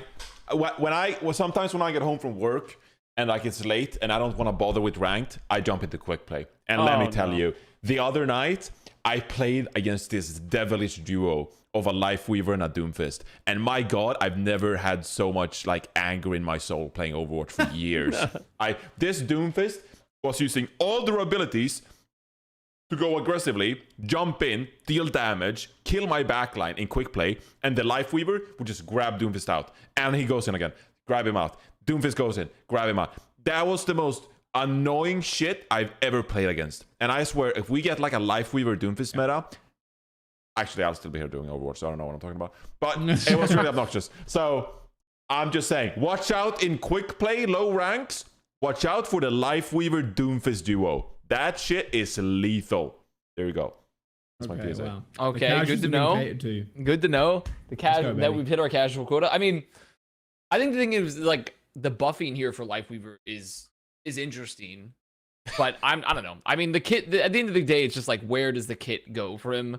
Like what happens with like increasing utility? Because like unless you have to just give him more and more and more for his kit to be equivalent to anyone else's and his strength to be equivalent to anyone else's. And like at that point, it's like they forced the Lifeweaver meta, but like what would that meta even like? Imagine a hard Lifeweaver meta. Like what would that even look like? Like what would a hard Lifeweaver meta even like how would that even work where Lifeweaver is just that strong? Because like the closest hero I think Lifeweaver kind of works at like is like maybe BAP, maybe Ana a bit, because it's like you're not gonna play like Brigitte, not gonna play like Lucio, obviously. I mean, the Lifeweaver ult would have to be like super overpowered, just like pivotal to like winning fights, or just like fight. and also on top of that, like maybe his healing / like the grip is like really active, so you can be people can constantly be taking like I could imagine like something like a Reaper Lifeweaver if Lifeweaver is really strong could be like that could be theoretically useful. Because you're always like, okay, we're engaging. Our Reaper's always in. I'm taking him out. You know, like it's like that. I could sort of see something like that happening, but it's still an issue with like where does his kit fit within the game, and like because I do see instances where his kit does fit. Because I think Rack Attack, even though I think he was off the goop in the matches that he played, when he's like, this is the secret. I did see a vision. I'm not gonna lie. I did see a vision of like, okay, you're playing into a May rush into London, I want to pick a player to save. Like, I'm going to pick a player and save them every time they wall them off, or like try to freeze them, or like they blizzard them, they shatter them or something. Like, I'm going to try to save somebody that they isolate with the grip. Jake like, said the same thing, yeah. I'm like, okay, I see the vision, but it's just like, obviously the strength of his overall kit is still not there. And like, I think the tree getting better is going to be a big part of it, but I don't really see what else has changed for Lifeweaver other than like the ult being stronger. That's really it. Like, it doesn't really change much else in the calculus, especially for your neutral fights. What to say? I think the one thing that I'm afraid of is just the healing becomes like absurdly strong, and if he fixes his own issue of just like survival, like, because if you think about it, like, he enables divers so much because you just need to point in their general direction and the heal will hit them from really fucking far away, and that heal seems to be getting better and better and better. And then he has like some pretty good damage with his Thorn Volley because it's more accurate now. Like, I'm just worried that he's just going to do too much, and it's not going to be fun to watch him because, as you said, his kit's kind of meh as a whole. He doesn't have offensive abilities. He doesn't have But if cool his abilities numbers are big enough, it's kind of like Moira, right? Where like people don't want to play Moira, but sometimes her numbers have just been so big that it's like, it doesn't matter that she's not interesting or that she doesn't offer anything else other than healing and damage. It's just so much fucking healing and damage that you can't really fight against it. And her survivability is really strong. So that's my fear, that Lifeweaver's trending in that direction, but they need to do something to make him viable. Maybe they can learn their lesson. If he does end up becoming just like too overpowered with numbers, they might start changing his kit to be like, well, that's the only middle ground we can find.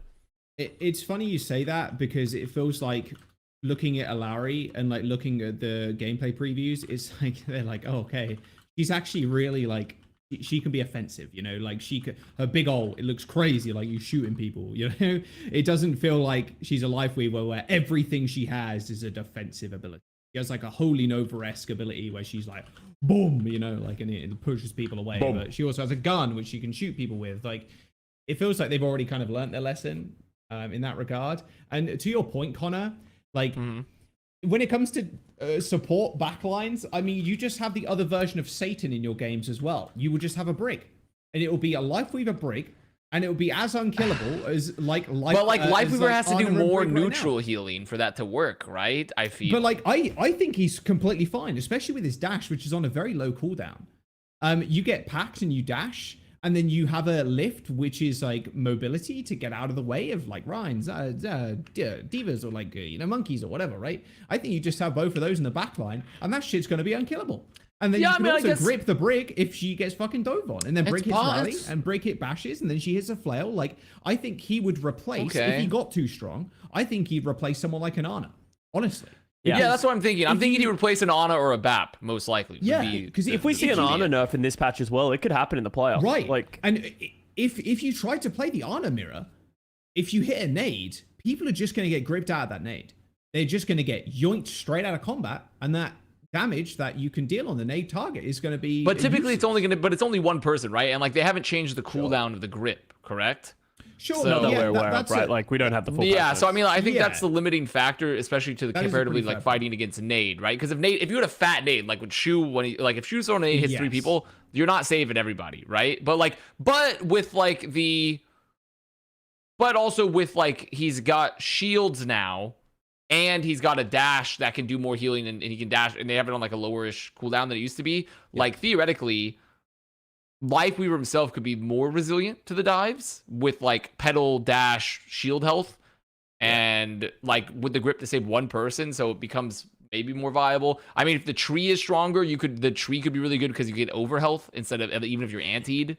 It might be one of the best support ultimates, especially on certain points, like when you look at like your controls and that kind of stuff. Like, if the tree really is that strong, provides over health, which now gives it more neutral value in case the thing, like, that could be just one of the best support ultimates in the game if it does a lot of overhealth and it does it quickly. Like, I could absolutely see it becoming a lot more valuable than it is now, because right now the issue is you just essentially have to focus a target, right? But it doesn't give that target anything extra, so the overhealth is going to be a big deal, I think. And as well, you can block chokes, and you because how long does tree last for? It's like 12 seconds. It's a pretty decent amount of time. Yeah, it's a long time that you will just have an inherent advantage. Yeah, the tree had his fucking health buff like a couple of patches ago. So like, the tree is pretty decent, especially with this overheal thing. And like I've seen some just wacky stuff with the tree. Like you can block people in, you can like force people to use another entrance to a thing. Like it has quite a sizable hitbox, but like you can just dominate a tank because you just put it behind the tank. It's like, well, what are you gonna do? You just can't leave. Like we're just gonna kill you. Like it's crazy. And obviously it was cheaper a few patches ago as well. So like I don't know, man. I'm pretty nervous. And if Sombra falls out of the meta, if Sombra gets hit with a fat nerf as well, then all of a sudden that counter goes away. Ooh. We're in for interesting. Some I mean, it's possible. I feel like we're focusing too much on Lifeweaver though, where I don't really see a universe where he's going to be like. I just don't see a universe where he's going to be. I mean, to me, it's like other things that are interesting is that they're nerfing Cass's nade. Nade is being nerfed. Let's go. Nade is being nerfed, but I think that ability is a little strong currently. I think the biggest thing what they did is they reduced the travel time that it'll go. Yes, there's also Torbjorn turret change. I think this when you talk about casual bait, we're increasing the swap speed of Torbjorn's weapons so we can keep his turret up. Let's go, what are they like? That shit is. I mean, let's be honest. Like that is. I don't think that's really like. I don't think that's too important. But like the cast nade changes with the range being shortened is very, very important, I think, for how strong cast is going to be in the meta.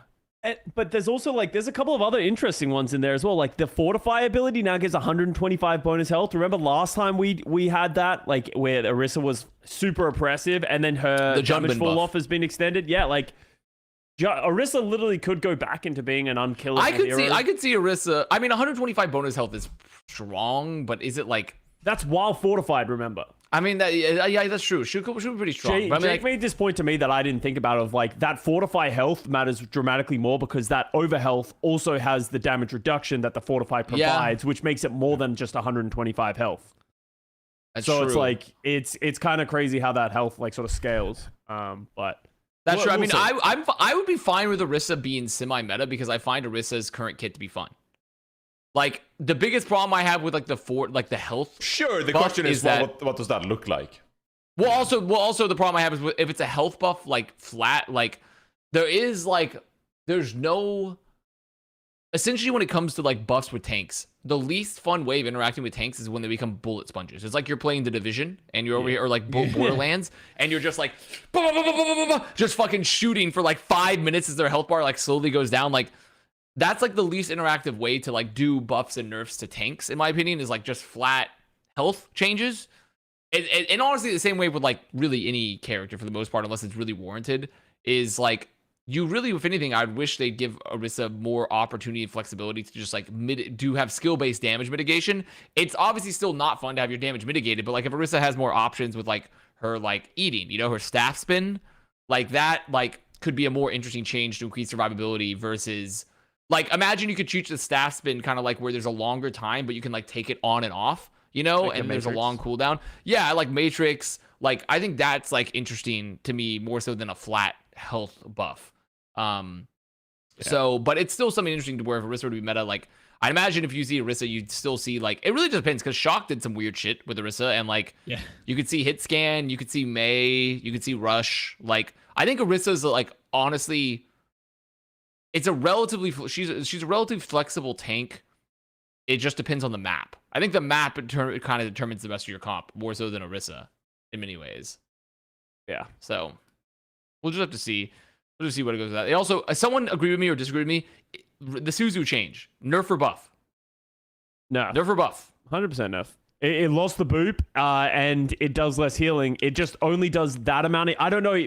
Does it do more healing than it used to when it used to cleanse something? Yes, it will do an additional burst of healing when it cleanses. But it heals slightly less. So when it so that's the thing. Does that mean it does what it used to do? I think that's what matters here. How much more healing does the burst healing do when it cleanses? Because to me, this could be... Because at least in pro play, right? The strongest uses of Suzu are almost always because of, like, it cleanses most often. We're cleansing like an anti or something like that. Or saving someone. Underrated, though. The heal is underrated. Really the heal's underrated, for sure. It could also... And that's the thing, also. It is a nerf to, like, just like, okay, we're low or, like, someone's rushing us, so we're just going to drop a Suzu because we're getting dove, right? Like, that boop plus the heal, very strong. But, like... depending on how much burst healing it does, I could see this being closer. I think I overreacted a bit when I first saw it, but like I could see this being closer to a neutral change more so than a pure nerf, depending on how much healing the cleanse. But it burst has to is. cleanse a negative effect. It has to get cleanse that burst of healing. It has to cleanse, So- which is like, so if Ana falls out of meta, or because also it does include like cleanse doesn't include just anti-nade, right? It includes hacks, it includes Sleeps. shatters, Yeah, anything sleeps, like that, yeah. freezes, Stuns, fire. like freezes. you know, like that's a lot of abilities, you know, and that's a lot of those are based, and also pulse, right? Isn't pulse a Yes. cleanse? So like, Is that a negative I think effect? so. I don't know. That's the Getting thing, because stuck like is a negative effect. it has to be, right? Yeah, Yeah. maybe. But I mean, like, because you cleanse it still, you know, like, so I don't know. I mean, but the point being, I don't exactly know for the Well, you sure don't about cleanse sticks. pulse bomb; it falls off. Of you. Oh no, you That's don't. true. Yeah. That's true, No, you don't. does Yeah, it just fall falls off. Yeah, it falls off you. That's Because that's what happens when you remember when some people get cleansed and it like falls off. The pulse bomb Oh, falls yeah, off yeah, of yeah, them and yeah. like You're hits right, someone you're right, else. you're right, you're right. Yeah, okay. So remove pulse, but still, it's a lot of abilities that are under cleanse. You know, it's a lot of abilities. Whether if you include Ana, freezing, But shatter, you're making sleep. an assumption that the additional burst of healing is going to be greater than what the current healing is. Well, I'm just gonna say. Well, that's the thing is, I think we need to see the numbers. I'm just simply saying, like, if the numbers are great, then I consider this more of a neutral change, more so than a flat nerf. Yeah, that's fair.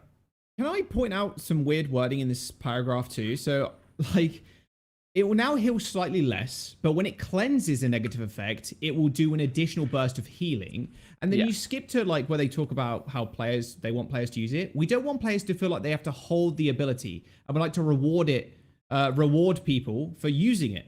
And I'm like, people are just going to hold it more Yeah. because it does less. Well, yeah, healing, that's very and that sentence is that- very incongruous. I That agree. does not make sense. That's like if you wanted to make people use it more, you would just have it straight up like heal more, or like give it some sort of other like cooldown less or something. But like you're more likely to hold it for a negative effect because then it would heal more and obviously cleanse the thing. Yeah, And I It agree. feels you don't rewarding, wanna- yes. So Yeah, I think the back half of that statement makes sense, but the front half is like opposite of it, as you said. Yeah. Oh, no, well, the back half of it doesn't make sense. Like considering the changes, right? Like because it heals less, I'm not going to be throwing it down like I do an Anonade. Like that just doesn't make sense to me at all. Like that's they are opposite statements. Yeah. Like, yeah, I think this was. I don't know if That this makes is like no someone sense. not maybe mixing up their words or like. Is maybe it? they- Is they- it? Yeah. Do they- they mean? Do they mean I'm playing devil's advocate here? Do they mean with like without the knockback, you're not saving it for people to dive on you? But the I thing know a is, you're single still. But person what? who's used it But for the a thing is knockback, that like, it's as a sole still. purpose. I tried. Yeah.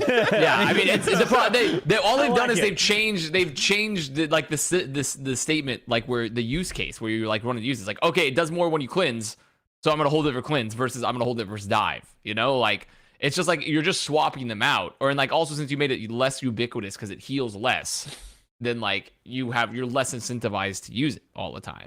All right. So it's like I don't know. It's just interesting. Okay. It's a very Um, strange way of wording that. Just interesting. right. But yeah, so just a lot of changes. I mean, they confirmed also the Sombra rework. And they also confirmed that and the Mercy damage boost. Yes. Jaws, we need your opinion. Mercy damage boost from Yeah, 30% to 25%.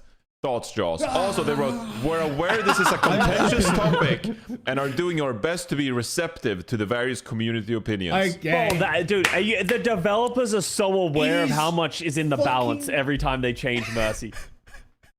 It is fucking crazy that they had to say that. But like, it is ridiculous. Like, why is it a contentious topic? Because every time they make a fucking change to the character, the whole Mercy fan base chainsaws at the fucking doors of the developers waiting to fucking Five Nights, like, kill them in their sleep. You know what I mean? Like, it's fucking ridiculous how much of a contentious topic it is around a hero. And I get it. It is one of the most played heroes in the game, alongside Genji, by the way, which is like the most played hero in the game in like quick play and shit. Like, but like a 5% nerf, the 5% nerf just as a thing, like that probably won't make a fucking difference. Because it is still a fucking damage boost that you can hold around a fucking corner and like just give someone else and you have to do nothing but AFK, you know what I mean? But the point that they have to say that is contentious is absurd. stop bowing down to the Mercy Twitter Overwatch like fucking community. Stop it. Just fucking nerf the character. Sort out the fucking res, which you can hide behind like 17 stories worth of fucking building, and then you can still res them. Like, right? It's so fucking stupid. And also, Another she still certified moves at Jaws like rant? fucking Mach 1 fucking speed through the air, like whoom whoom whoom whoom, like a fucking rubber band you flung at your fucking classmate across the room. You know what I mean? Like, shit's fucking the character's fucking stupid. It's fucking stupid, and it doesn't have to be a contentious topic. It just drives me insane, man. Drives me insane. Anyway, anybody That got is a else certified Jaws Mercy rant. Oh, big mom. Jaws Mercy rant. Just dropped. Anybody? Yeah, there you go. There it is. Hey, I think the interesting part for this is that the 20 dropping it 25% now brings it in line with Discord. Now it does the same amount of increased damage as Discord does, which I find to be interesting. Problem is, it's on one person. The Discord is on one fucking person. The other thing is like you have to, and Discord they nerfed recently in the fucking range and shit like that. Whatever, Scott, you go. I'm done. No, I mean I agree. I still don't think it like changes everything. I don't think it changes everything. I just said I certainly found the amount that like it brought it down to a Discord level of damage multiplication interesting. You know, I just found that interesting because I'm like, okay, like I don't think it solves any of the other problems where like it's too ubiquitous. You can use it, you can swap it around at will, and you don't have to have LOS like a specific like target, you know, like you can do it to everybody. Yes, it's still way stronger. With the game. I think going back to like the point that's happened, I can't remember who tweeted this out, and it really hit the nail on the head where like with the Mercy topic of like Mercy's not overpowered by any means, right? Like Dante made the tweet of like lol, just kill the Mercy, right?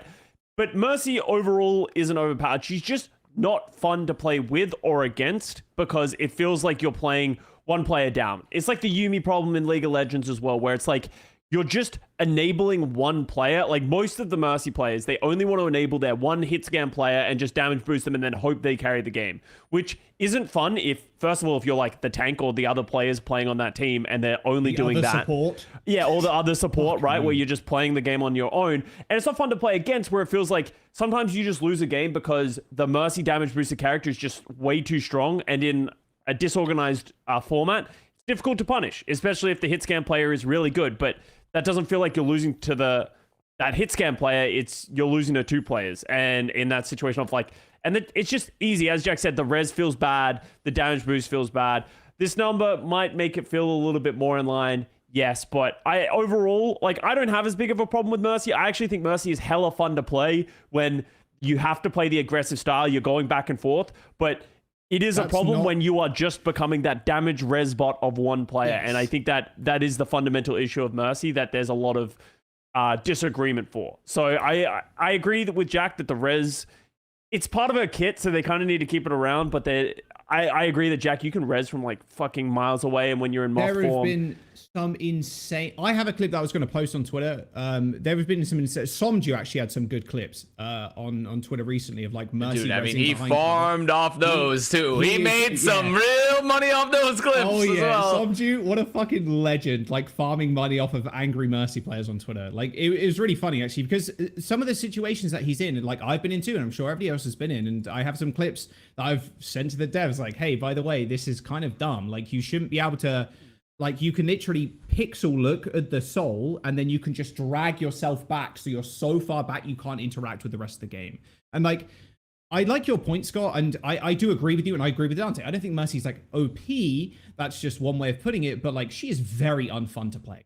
Like, straight up. Because you are fighting a 6v5 game. You're being like motherfucking Overwatch 1 again. And a lot of the time...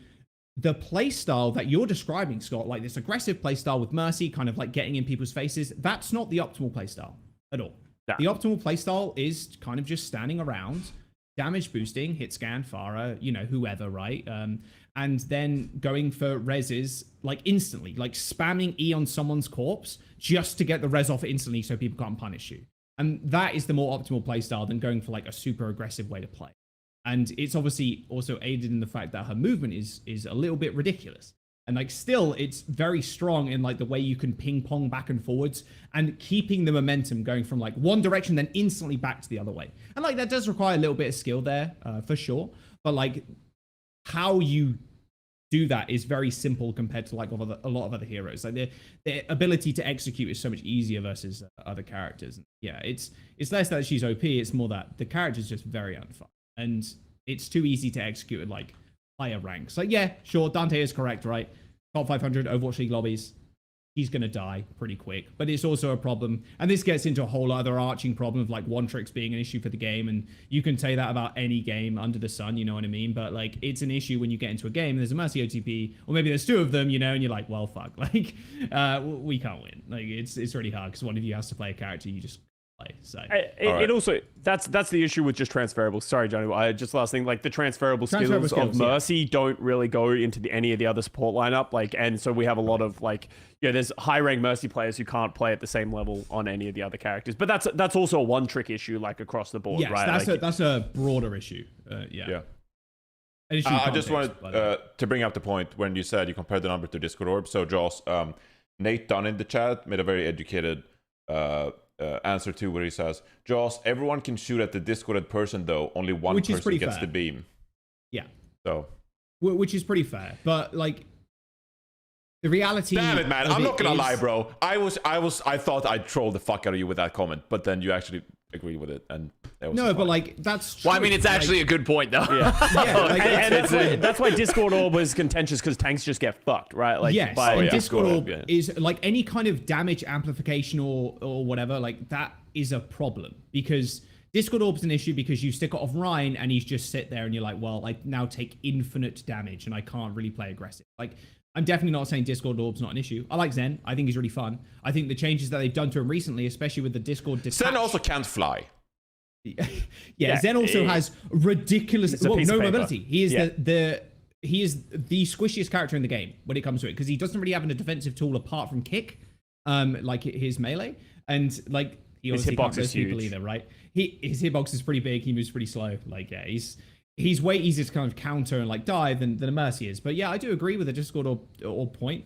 But I actually felt this on Circuit the other day. My ability to Discord like a Sigma on Circuit is like almost impossible now. Unless they step up like super far. And like the detach timer as well is also been decreased. So like it detaches really fast. So you can't just like peek Discord and then just run away. Because it will detach really quickly now unless you're like rapidly re-peaking.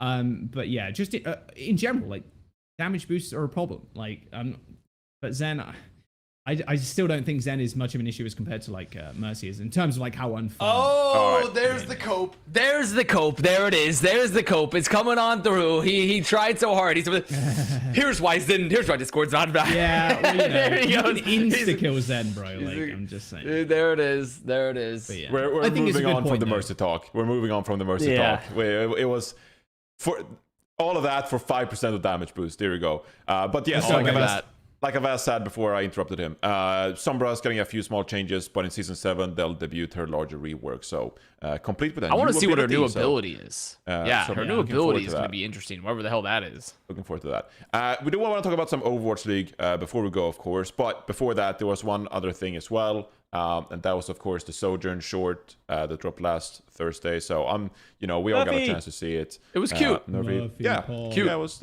My brain is so rotted because when the house, like all the shutter doors come down, I just called it the Rick and Morty house. Yeah, it's kind of. It was kind of, but also, this is I'm a plea to all Overwatch players and fans. I beg of you, just seek help. Seek help, because I saw someone being like, Murphy is an industry plant to make you say it's cute and to like he's a stupid pandering dog. I'm like, well, first of all, Murphy's not real.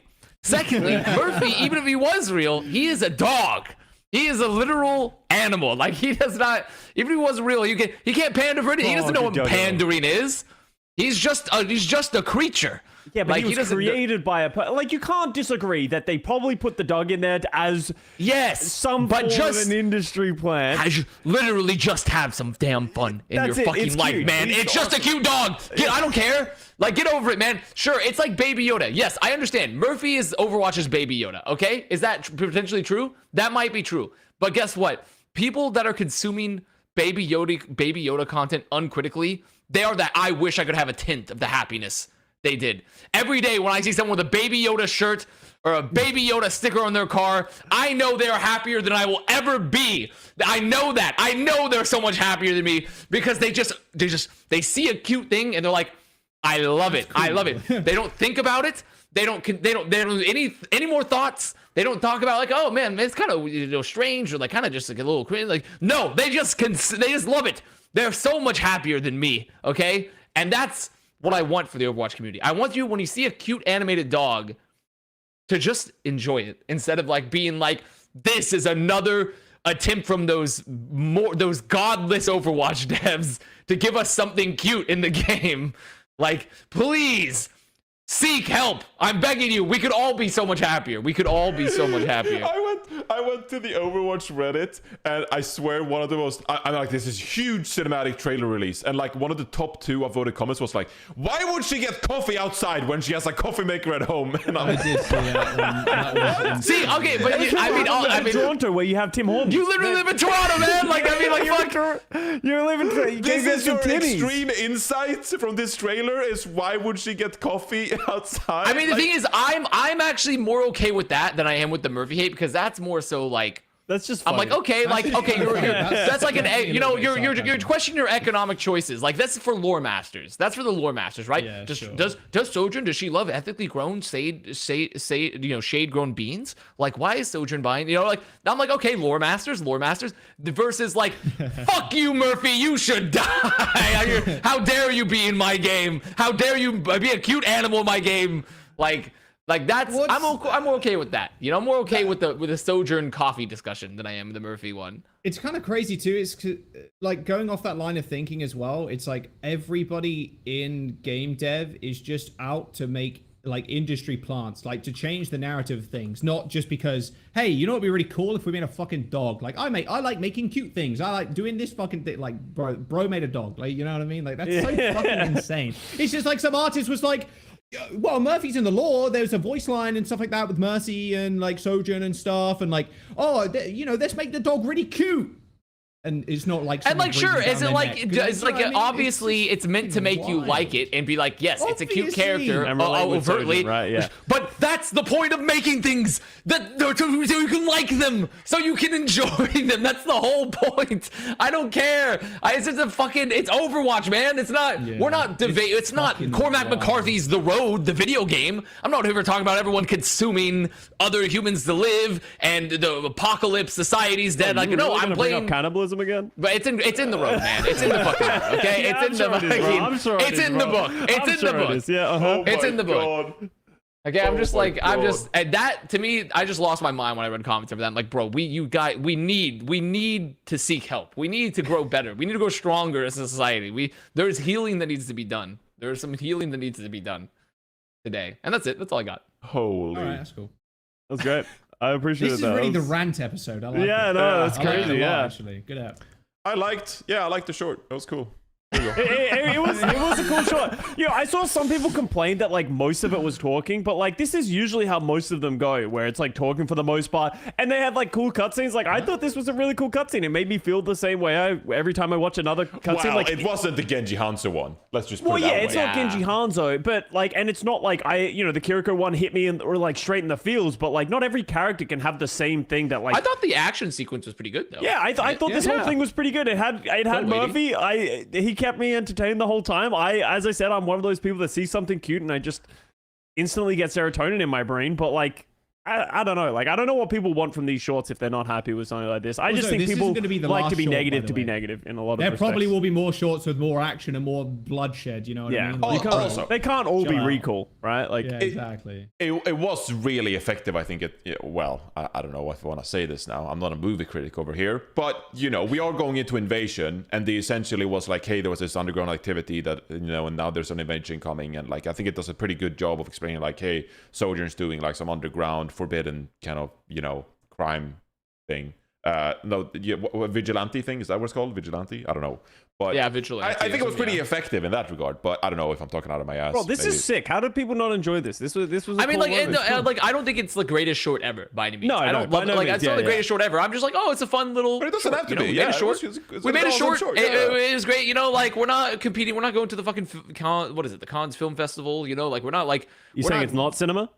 It's like, no, I wouldn't really try the most, and like there's real things to critique. Like why the fuck is this stupid guy trying to arrest her when there's a literal invasion occurring right now, and she's like, they know that she's like a hero that's armed and shit, and he's still like with the handcuffs, like, should I do it? Like, bro, what are you talking about? You're gonna be fucking vaporized. You're about to be vaporized. Bro is actually like I don't even know, like, what is he talking about? Like, actually mall cop fucking Paul Blart looking ass. Like, so stupid.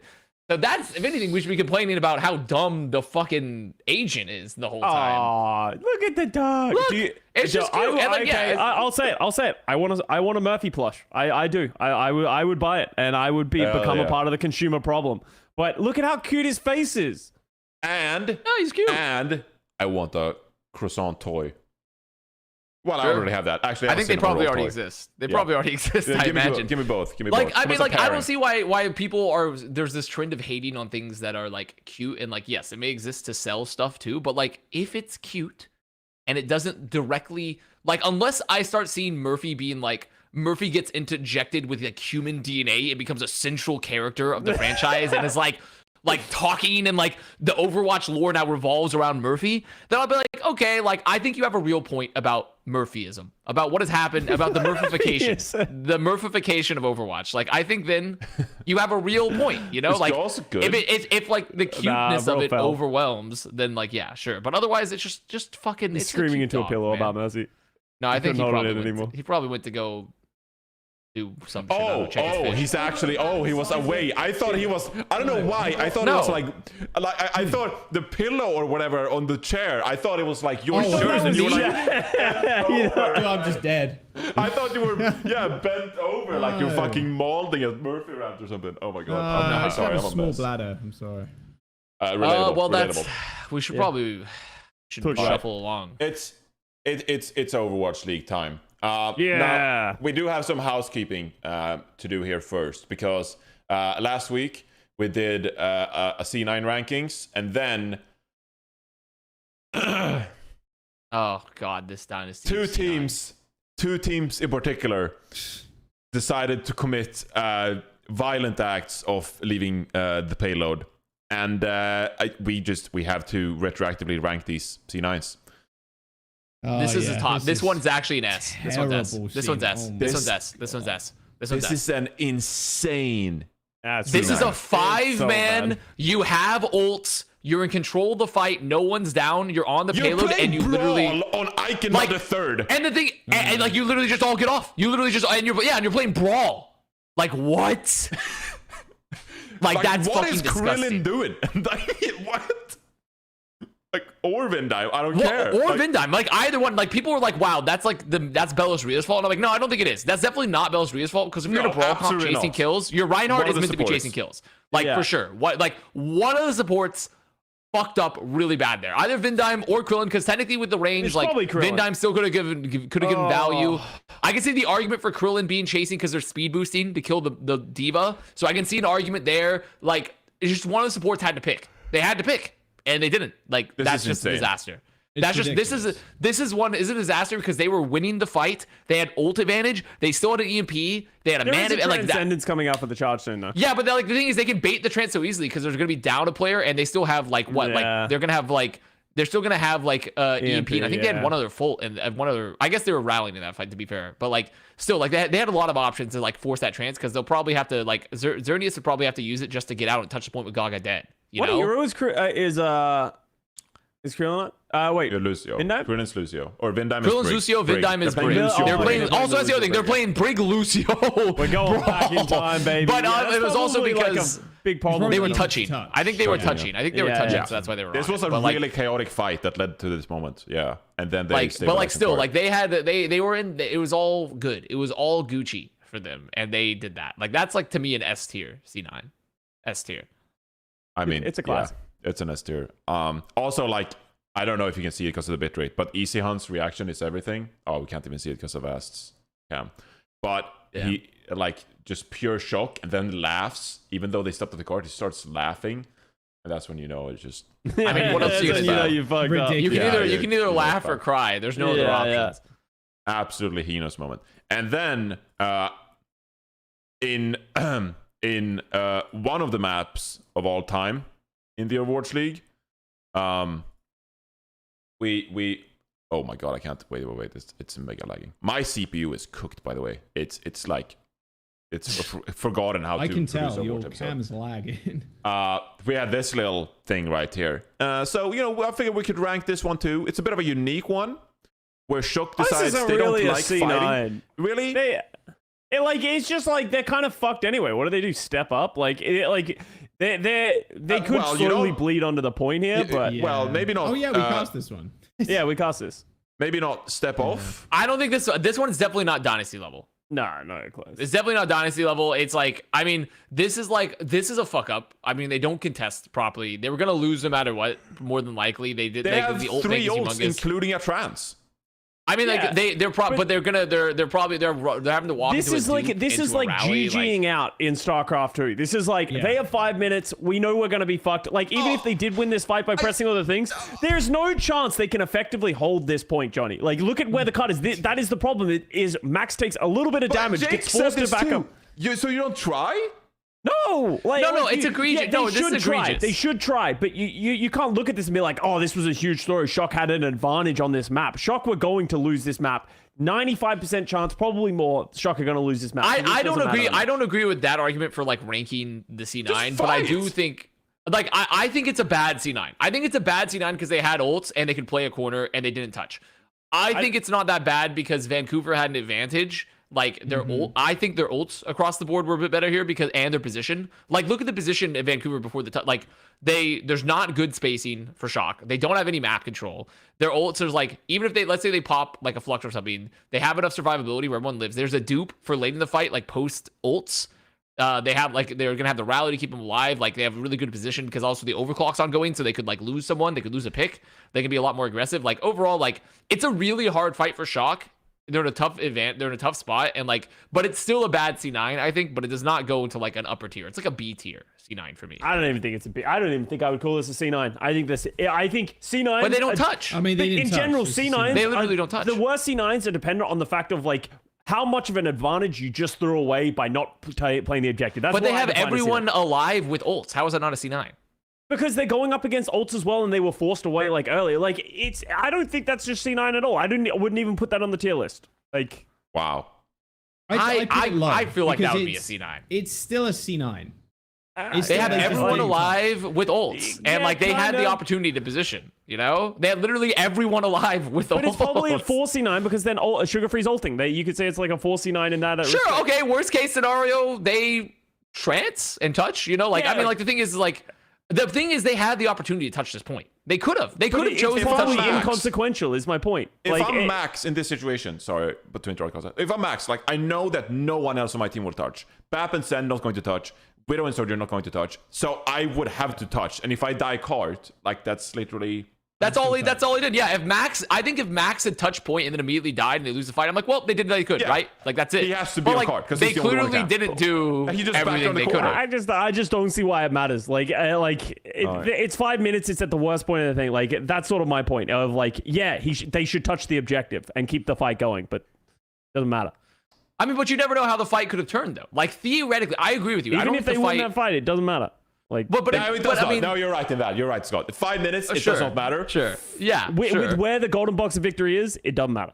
It was a bit more fun in totality because they like literally took 1 or 2 fights on the entire map, but I think that's a definitive C9 because everyone's alive and they have ults. We'll ask AVRL. We'll ask AVRL offline and he can decide. It's low on the tier list, but still. But it's not high. Yeah, it's not high on the tier list. Not high on the tier list. Yeah. I agree with that. Right. The other one's an S tier for sure, though. Okay. Well, there we go. Out of the way. The other one is S, and this one's TBD. I think we're leaving it off. It's the official word, maybe. All right, let's chat about this match while we're at it then. So, Joss and Custa, you obviously commentated this map between the San Francisco Shock and the Vancouver Titans. What did we kind of expected this one? Was Vancouver the Titans the favorites? I can't remember. They ended up winning anyway. And Shock, I don't know. They were cooking some on Circuit Real and Colosseo. But Shock adapting this like Wrecking Ball style, obviously playing like very unorthodox compositions. Do we believe in Shock's ability to do this? Do we think it's good for them? And what do we think about Vancouver Titans moving forward? Just want to recap this match a little bit. Well, I mean, Titans in general, we said it on broadcast a billion times, but they're a team on the up. Like, I really do think they can do well in playoffs, depending on the meta and like how it ends up shaping up. Like, I think they got a fair bit of flexibility, and Heesang's just a beast. He's just so good. Yeah, you can see why he was picked up for the league, and with Sugar-Free too, who's finally hit the stride that everybody thought he would do as soon as he entered the league. I see this team going pretty far. Like, they are the gatekeepers of like the higher rated teams right now, or like the higher placing teams right now.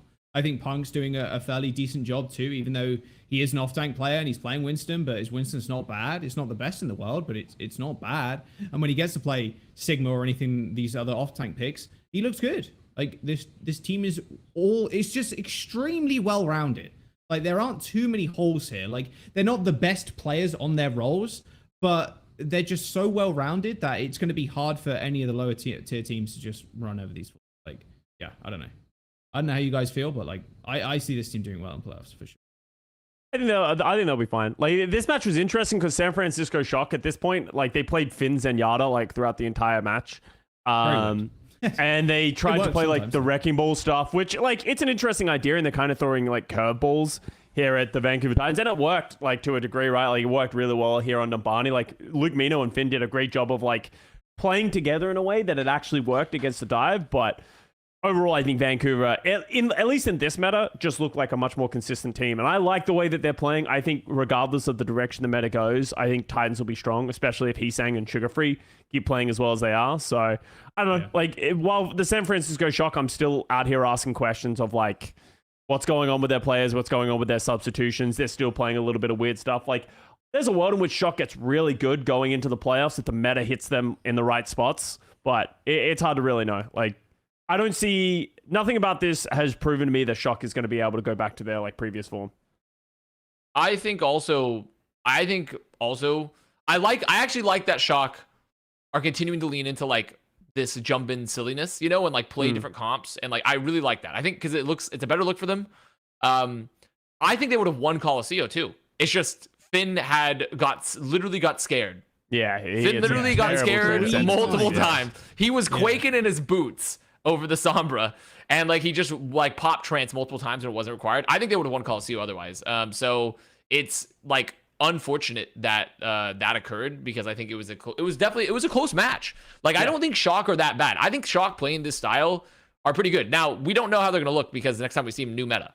Yeah, probably. So like, who knows? But like, it shows Shock making a willingness to adapt, but it's also after forcing something they weren't good at for a really long time. So like, who knows if they've learned any lessons and they come back from the meta shift and be like, okay, let's play like something we think is good and like what we think is going to be, versus like just like, okay, we're going to be meta. We're just going to be meta like slaves, you know, essentially, of just like, we're going to like, here's the next like meta that the next team is popping off in scrims with. We're just going to copy it, you know, because that's like how a lot of Overwatch metas develop. It's like, we see one team doing really well and everyone it just sort of filters via osmosis to everyone. Everyone just plays it, you know? Titans, though, I do think are really good. I think for me, the thing that's so cool about this is that Heesang clearly was a great player. That just another example of a player that was great, that got some flack for his performances on Shock, and went to Titans and has looked very, very good, because he is a great player. Just the system didn't work. The system didn't make any sense for what was happening. There's also something to be said about the Desk did a really good graphic looking at Heesang's hero play rates on both teams. And on San Francisco Shock, he played like 2/3 of the time playing Sombra, but he isn't the Sombra player for the Vancouver Titans. So I think he just isn't a good Sombra player. And now he's been able to play other things and play his actual hero pool. It shows that, like, you know, certain people like to come to, there, perfect. Like, that's a great example of like, I wonder why Heesang looks way better on the Titans, is because he's a great Tracer player, and like, he's not having to get stuck in Sombra jail and like play like Mei and stuff like that as well. Like, I just think he fits this team a lot better because of the flexibility that Sugar-Free is enabling him to play his own heroes. I mean, the thing is, though, they had that option too. They just didn't want to play proper on Sombra either, right? Yeah. Like, they had the opportunity. Like, so that's what I'm saying, is like the whole team. But because it's not just about the meta, it's also about like how your team utilizes you in the meta. And like, he just wasn't utilized properly as well on top of that. Like, they could have had options to get him off of it, but they just didn't want to, because they feel like, which, to be fair, is a fair bet. You'd rather have proper on Tracer, right? Proper Tracer after is like very, very good. So like, it's not like I'm even criticizing Shock. It just wasn't the right team for him.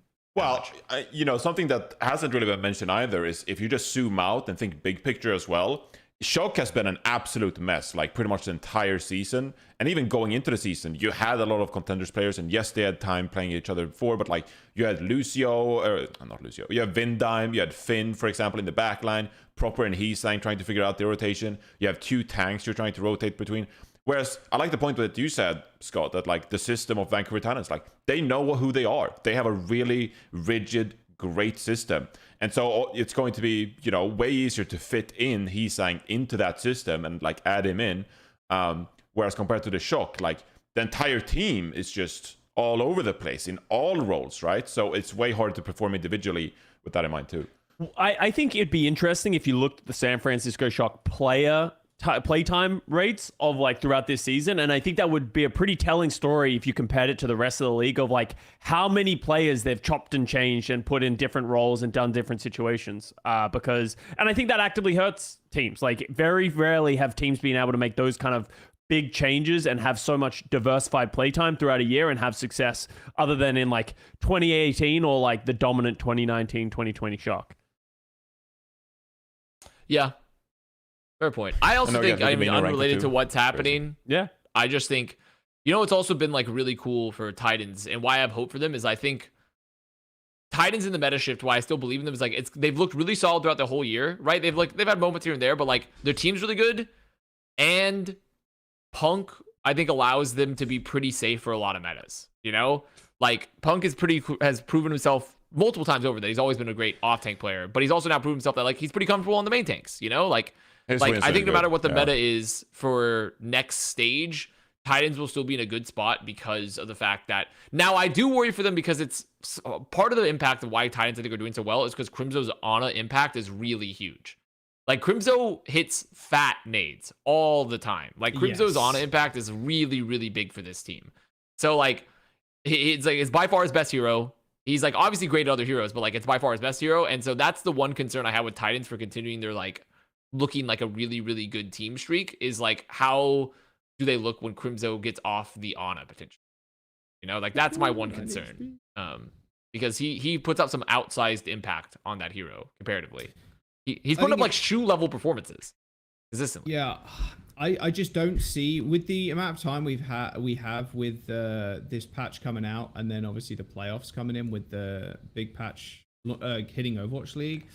I don't know how much the meta will change. Maybe Alari's just fucking crazy, but I don't know. I think Ana, like consistently, I think teams that will stick with Ana will probably perform better unless Ari's just like beyond busted. All right, let's be honest. I love playing Ana. Ana's fucking the GOAT. She needs a nerf. She does way too much. She does everything too well. She does way too much damage. I'm not saying she doesn't. I'm just saying like she's probably going to be meta for playoffs if she doesn't receive any like crazy nerfs, and then Alari I agree, yeah. Crazy. I expect Ana to get nerfed in this upcoming patch. Like she just does way too much of everything right now. So I think it's like, as you said, if she doesn't get changed, I don't see Alari or Lifeweaver taking her spot, just because of how good her entire kit is. Yeah. Anti-nade is crazy. It's a crazy ability. I mean, anti-nade combined with the survivability you put sleep Brigida. gives you offensive capability. I think a portion of the meta as capability. well, especially the backline, the issue is also Brick. Like that character also needs a nerf. Like a lot of sure, but Brigida's also not the only because you can pair it with Kiriko, right? Like you have like other options as well to make Ana still really survivable currently. Yeah, no, that is true. Yeah, I think a lot of the backliners right now are a little bit overtuned, which is funny because then they obviously mega buff Lifeweaver as well, right? So yeah. But yeah, so I mean I think overall Titans fans should be pretty happy with it. I don't think Shock fans should be upset either. I think Shock fans they still have a decent chance of making it out of play-ins. As someone who predicted Shock in this matchup, let me tell you, it was up until the last map, or pretty much throughout the entire series, it was an incredible experience. To root for these compositions, wow, what an experience to root for Junbin Ball and Zenyatta gameplay compared to just rooting for Winston, Sombra, Tracer all the time. It was a lot of fun rooting for the Shock. And so I feel, especially like when they rolled out with Sigma on Colosseo, I was like, okay, the sky's the limit. Like I have no idea what they're going to roll out with, with the Krusty Crack pipe. Like they're completely unhinged. So I love that with the Shock. They're just completely unhinged. Really fun to watch and predict for that reason. But I do think that Vancouver Titans, regardless of what meta we go into, I think in this meta particularly, they've really ironed out like their win conditions. So like they know, for example, like Crimson on a nade, that's a win condition. If it's a sick nade, we follow up on that. EMP, just like the way they work around their macro game and the win conditions, is like really impressive. And I think they have that system in place now. They have like that template in place, and then you can like find these other compositions in the new patch and like what are the win conditions. Like they just understand the game and have great chemistry together. So excited to see the Titans in the next meta. All right, moving on to a more sad story, I suppose. We need to talk about the LA Gladiators again. Oh. Oh I'm so sick of talking about the LA Gladiators. I'm not gonna lie. Well, it is okay. I understand, Scott. But who do you want to talk about? Fucking Florida Mayhem? Come on now. Yeah, they're doing great in Florida. Let's go Florida. Yeah, Florida. They didn't even play this week. Yay, Florida. But I mean, we learned a lot this week, and this was essentially, I mean, yeah. Gladiators are pretty much out. They're not making They're pretty much doomed. But they got kind of like fucked because New York, Toronto, Washington all found wins. Like they were kind of hoping that someone equally sucked as much as them, and it never happened. And because their map record is so bad, like how do they even make it through? They have to win both of their matches. Well, right? they have to win their matches, and it's out of their fate. Yeah, it's out of their have to hands upset too. Boston. They can't control it. They can't control it because even if they won everything, they're still not guaranteed to get in. It requires losses from other people. Yeah. No. If they win, or well, yes, you're right. Yeah. Yes. If Yeah. they It win requires both, losses from other people. they're 7-9, and they need one of these teams to lose both of their matches. Yeah. So they need to it's one of both their beat hands. Boston and New York. Boston obviously going to be the harder task, but it is a new meta. But I mean, it is very unlikely. So I guess this is the episode where we say goodbye to the Gladiators. And it's thank them for shocking their, because that was like initially 2023. when they rolled out, they looked pretty good. Like when they the first first two started playing maps are that clean. match. They Yeah, got the first reverse two maps, like they look good, and then they just shit the bed. and So they even looked pretty good against the Outlaws. yeah. The Yeah. thing is, like, Yeah, their they did, player quality with Marvin in an A, with like they actually look. Kevin Sturr is back on his bullshit. He's looking good. Like they actually look pretty good. It's just they can't. The Yaki May is just abysmal. The Yaki May and Sombra. The Miyaki Sombra. Wait. Are you saying he's not playing like a top 10 flex DPS? I'm done. I know. I've already said I'm off that train. Yeah, I I already guess said I I'm off wasn't that train. there for I've the said gymnastics. I'm done. I can't defend it. I can't defend it. It's not defendable. It is purely not defendable. Like this the Yaki play has been abysmal, and also their general coordination is still like really poor across the board.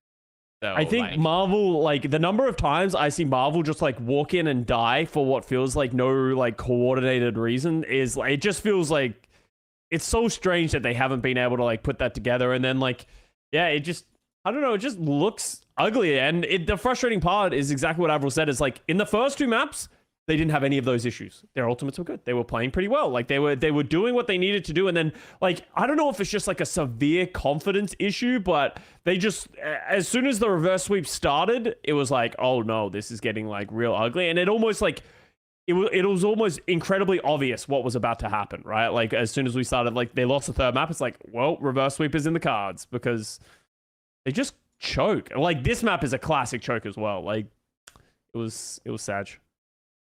yeah, and especially because New York looked super beatable. Yeah. Really, really beatable. They didn't look like the New York they've been playing so far. They were making a lot more mistakes.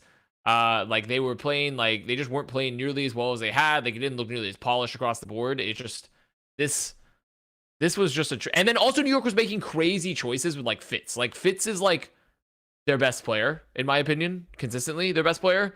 And they just wouldn't play Sombra. When like that's like their best comp is like the Fitz, like probably their best comp is the Fitz Sombra comp for them. And they just dive and they just wouldn't play it a lot of the times. And I'm like, bro, like what are you guys, like what's happened in New York? Like, overall, like the Gladiators not clutching up here is like, I just don't see how, like, even if they somehow win their next two matches, which is like almost impossible because they're going to play New York again and also, which is doable, but then also they're going to play Boston. Yeah. Like it's not, their fate's not in their hands. Their fate's not in their hands anymore. And like it requires also everyone that's playing that has more wins than them have winnable matches. All of them have winnable matches for the most part. Yeah. So it's done. It's very done, and when it's was sad. the last time Glads were out of like a playoffs spot. I don't think they've ever been fully out of a Can't playoffs. remember. Yeah. This is the worst I season. think they've been in playoffs It's every going to be the single worst year. season of all time, right? This is So, their yeah, worst season of all in- time. in their worst history Yeah. for them. Yeah. Jeez, 100%. man. So That's it's very tragic. All because the thing is, you can see if they had been playing like they played this weekend, minus the reverse sweep, but essentially like just the first two maps before that, like for several weeks leading up to this, they had plenty of opportunity to guarantee play-ins. So much opportunity, and they just couldn't get to that point. I think I said this to Jack, I don't know if it was on the broadcast, of like something that Gladiators do that is usually a hallmark of certain teams is Gladiators always play down to their opponents. Like they will like they're not like the Atlanta Reign who show up and they're like, we're better than you and we're just gonna absolutely crush you and it's not even gonna be close. But Gladiators, they just love to get down in the trenches. As soon as the game starts breaking down, they just follow teams there, and that's how they lose to teams like the Los Angeles Los Angeles Valiant and like New York Excelsior in like reverse sweeps, because they are the better team and then they just like throw it away. And I don't know what causes something like that, but it's just sad to see, because the fact that we will not see Kevster in the playoffs is like a crime. Damn. His performance against the Outlaws on Oasis too Was nuts. Damn. He goes into hard carry mode, but the team just... Yeah. LA Gladiators regular season record. 2018, 25 and 15. Season 2, 17 and 11. Season 3, 11 and 10. Season 4, 11 and 5. 2022, 18 and 6. And this year, where are they at? 5 and 9. So this is the first and they time could very they're realistically finish like 5 and 11. Yeah, you know? first time they're under 500. Yeah. Right So, up. That's brutal. ridiculous. And all they had to do was just beat New York, and then their fate was in their hands. Because if they had won, like then they could have won all their matches, and they would have been fine for play-ins. Yeah. Right. And it's still a crazy roster on paper. So Yeah. that's not. And then also still, no word on if Lastro Where Babel is has this just fallen man? into a well. Have they Where fallen is into a this well? Or are man? they crying up from the bottom like both of their flex support players? Yeah. Like Babel and Lastro, both great flex supports players. I think Babel had been playing pretty well. I don't know why they didn't play as much last year. He just disappeared off the face of the earth. He gone. Yeah. All right. Sorry. That was my sad little Gladiators topic here. I don't think we'll talk about them much more this season. So I had to do it, Scott. Sorry. Yeah. All right. So, like you said, Scott, I want to hit on more positive teams. Like, and everything's actually going quite well here for all the middle of the pack teams. Like Vancouver Titans, they locked in their knockout seed, for example. They're 8 and 6. This is, I think, Boroy tweeted that this is the first time they made like the play-ins or playoff or thing, whatever, since they had the old Korean roster. Yeah, 2019. Yeah. Their best record to date. Amazing. The San Francisco Shock, fun team. You know, they're middle of the pack, whatever. But they're a fun team now with their new comps. New York, exceeding expectations. Toronto Defiant, looking great in the summer stage. Washington Justice got the win on the board with Donghun in the States. So they're looking good as well. London Spitfire with the Reinhardt comp. So all these middle of the pack teams, there's like 6 teams here, are like fun, doing well. So I'm asking you guys to pick one. Who do you think potentially is the favorite right now to get the 5th spot here in NA, the 5th playoff spot? Probably New York. No, think New York? Vancouver. Vancouver already got. Well, you said No, top 5. sorry. Yeah, so, obviously 3 teams directly qualify, and then via knockouts, 2 more teams will qualify to the playoffs. So I'm assuming here that Boston Uprising will be a 4th team to make the playoffs. I think that's a reasonable assumption. They are a favorite in that regard. But then the 5th and final spot in NA, there are 6 teams kind of like battling out for that. And they all are, I don't want to say even because Vancouver Titans are a little bit better, but they're all pretty close to each other. And so my topic suggestion is basically asking like, which of these 6 teams do you like for that 5th and final spot? The thing that I really like about this season as a whole, well, at least how it's shook out, is like, as you said, from 5 to 10, any of them can make a run given the meta, right? Like, obviously, some have specific strengths. London Spitfire playing Rush, but I think there's an upswing for every single one of these teams. I'm still going to continue with my idea of I think the Vancouver Titans are probably the most well-rounded, who have played the most consistent throughout this season, but dude, Toronto with Spectra have just been punching up. London Spitfire, if they're able to play their comforts, can be huge. And then San Francisco Shock, they have great players. So it's like, I think it's going to come down to the meta in the end. But my money's on Vancouver. Yeah, I'd have to agree. Vancouver make the most sense, like straight up. Yeah. I am going to tell you. So personally, here are my top 3, and I'm going to tell you my one. My top 3 obviously are pretty consistent with everyone else's. It's Shock, Defiant, Vancouver. Those are my top 3. But I think the buff, the curse, return the slab. It happens again. They return the slab. I think Defiant will make it because Defiant doesn't miss their events. Defiant looks like ass until they're like and then they make their event every time. They make their event, and now they're actually looking good beforehand. And also, like, what's Defiant's schedule? Go down. What's Defiant? Who do they play? Are they playing I think Washington? they play Vegas, don't they? They play Vancouver and Washington. Winnable. Extremely winnable. Both those are extremely winnable. Very winnable. So winnable for them. So winnable for them. And like they've been looking, I really do. Granted, don't get me wrong. I think Vancouver has looked like the overall better team, like across the board. So it's a safe bet to put Vancouver. Yeah. So if I narrow it down even further, I'm putting Vancouver or Defiant. It's gonna be one of the Canadian teams, in my opinion. But like Spectra and like Kaluge, dude, what? Who taught Kaluge how to primal? Who taught him? Who taught this guy how to primal now? And like UV's always been really good, but now he's rocking the Friar Monk haircut, okay? And like that shit's hidden. That shit's hard hidden. Like Spectra is really looking insanely good on the Echo. Like I think the only shaky part here is Hydron's fit into this team still, because like they try to put Hydron a lot onto. It's not that his tracer's bad. His tracer's good. It's just kind of shaky comparatively. Like put him on a hit scan. I kind of hope that they they do some stuff where like they lean even more into comfort picks, kind of like what Mayhem does and what like Shock's been doing, where they just fit Hydron and Echo and Spectra onto like fit on comps onto heroes that make more sense for them both, essentially. Because I think Hydron's Tracer is really, really good. I don't think it's bad at all. I just don't think it's I don't think it's something you necessarily have to play in this meta currently. So I think personally I'm going Defiant just because I don't think Defiant misses their events. They don't miss their events. They're gonna put it on. They're gonna make it. I don't know what's gonna happen after that, but like I'm going Defiant for the memes because it would be insane also if Defiant doesn't make their own event again. it would be crazy if they don't make the playoffs that are once again hosted. But last year, I mean, I was like, man, I don't think Defiant's gonna make, and they pulled through in the end. They went crazy. Last second, made it to midseason. They did well at their LAN as well. And yeah, they didn't even do bad. So like, I don't know. I just think the land buff for Defiant is going to go hard. And their team looks, to me across the board, looks like it's very competitive and they have really explosive moments that I wasn't seeing before from them, especially with some of these new bloods. So, and I think they've always had like really great players, obviously, with like Hydron when he gets to play the hit scan. He even has moments on his Tracer, obviously. And then like UV on the flex has been like really, really good. So I think overall for me, I'm gonna go Defiant because I feel like it feels right. It feels very right to me. Feels overall. right. It feels right. And like, and if it ends up being Vancouver, then you know what? Then it ends up being Vancouver. But like, I just think that they have like extremely winnable. And also, I thought, you know, I thought opener was obviously good. Like I think opener was obviously like solid, but he looks really good in North America. He's looked like pretty, like very, very good alongside UV. So I think they have a much stronger backline on top of that to support it like now. So yeah, I'm going Defiant. I'm gonna commit. I'm gonna commit to the Defiant prep. He's committed. Hello, Cat. All right, well, we don't hear Johnny because he left. Sass is Wait, left. Jack, so, who did you say is going to make it? I agree with you. Titans. I think Toronto Defiant or Titans are like a good bet, but I'd have Titans over.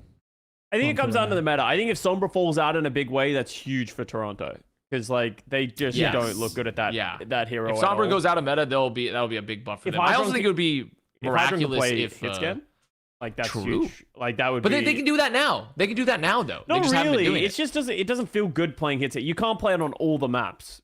And like, yeah, I actually like that Tracer Echo look. Obviously, it's not perfect, but Spectra just kind of pounds on the Echo, so I think it works. Yeah. I mean, I also think it'll be. You know what's also interesting about this playoffs too, Johnny and Scott, is that with Titans beating Shock, that was the first time they've beaten them since 2019, I believe, or something like that. Yeah, that was a crazy stat. Really? First time they've beaten them since 2019. And other stat, if What would also just be weird too is that Gladiators probably not making playoffs for the first time, and if Shock don't make it, which none of us really think Shock is going to make it, though they have a shot. It's not like it's done. Like they have a solid chance. It would be weird to finally see a playoffs without Shock too. It'd be very weird, especially because they've won 2, and then last year they went to the grand finals, and then now Shock potentially doesn't even make it to playoffs. Like that's going to be really interesting to have Shock not be in a playoff situation if they don't make it through play-ins. You know? Yeah. Like it just feels weird to not see Shock. I'm not counting the Shock out, and I know I'm the same. No, I'm not either. I don't think None of us are counting Shock out. It's just they're not favorites to make it through play-ins. Oh my god, what is this phrase? I'm still learning English, guys. But a team can get like rabid when they're like so lost that they can't play like the meta comps, and they just start doing stuff like the Shock is doing now with the Wrecking Ball and the Zenyatta. Like you don't want to mess with those teams because they're scary. They're scary. They can come out, play whatever comp. You have no idea. You can't prepare, and they're playing like their vibe is like full fuck it mode. Like they're just rolling out with whatever, like fuck it, balls to the wall kind of shit. Like those teams are scary. So I think that the Shock will be scary coming into the playoffs. So there you go. But yeah, I wasn't there for the discussion, but I actually think Toronto Defiant is really fun to watch right now, and they're versatile as well. Poco. Spectra is an absolute chad. Yeah, Spectra is so much fun. Yeah. But Vancouver Titans is probably the best out of the teams right now. So I'm going against my senses. There you go. All right. We gotta talk about the East knockout brackets. So I think the way the format works is that one team from each group, we have Group A, Group B again. One team from each group will make it to the playoffs, and then from all the losers in the groups, there will be another bracket, and only one more Overwatch team will League make teams, it. as far as I'm aware. Of the So Overwatch. we have the 2 brackets. 2 teams will make it out. That can be a contenders teams, but then from those teams that get knocked out of those 2 brackets, one more team will be chosen. All the Overwatch League teams will be put in a final group or bracket or whatever the fuck they want to do, and then the winner of that will then be the 3rd team that makes it. That's as far as it's been explained to me. It's very convoluted. Yeah, which also I still am unsure why it works that way. I think it's been explained for a while that it works that way, but I don't, because at first I was like, okay, maybe it's for visas or something, but like the final team would still have to get visas regardless if it's an Overwatch League team or not. So I don't even understand, like, I literally don't understand why. We'll give you 3 brackets. Yeah, but the 3rd bracket is leave it. inconsequential because it's not even including the best teams necessarily. It's only the Overwatch. But the League contenders teams aren't the best teams. Like we we don't know. But what if they look really good? Dreamers, and like maybe Dreamers get snubbed, right? Like I will agree that it is weird that they are having this, like, why would you just not allow the contenders teams? But then it's like, why wouldn't they just play a 3rd place match? Like, why don't they do the winners, the losers of the 2 brackets who who lose to make it out? Why don't those 2 teams just play? And then the winner of that. Yes. Yes. I don't understand. So that's what I'm saying. Like, why? Like, what's going on? That removes the idea of bracket strength as well, because then it's like, well, if I come 2nd in my bracket, then I will play the best player of the other team's bracket. Like, I'm trying to figure out. I don't understand that. I don't personally get, like, I understand the format for, like, okay, I understand why they go into play-ins. Like, they all, instead of like seeds, instead of like auto qualifying, because of APAC is such a small region, and because of the, like, the entrance of the contenders team stuff, I can understand. I can understand the argument for, like, okay, we're all going to a bracket to determine who goes to playoffs instead of, like, you just auto qualify. Totally get that. I think that's reasonable. I don't think it's, like, completely ridiculous. I think the 3rd weird franchise only bracket is very bizarre formatting. Very bizarre because there isn't a logistical reason to explain it, because, like, you're still gonna have to book your tickets and get your visas ready for the other 3rd team, regardless if the Overwatch League team or not. So, like, I don't understand what's going on with that one.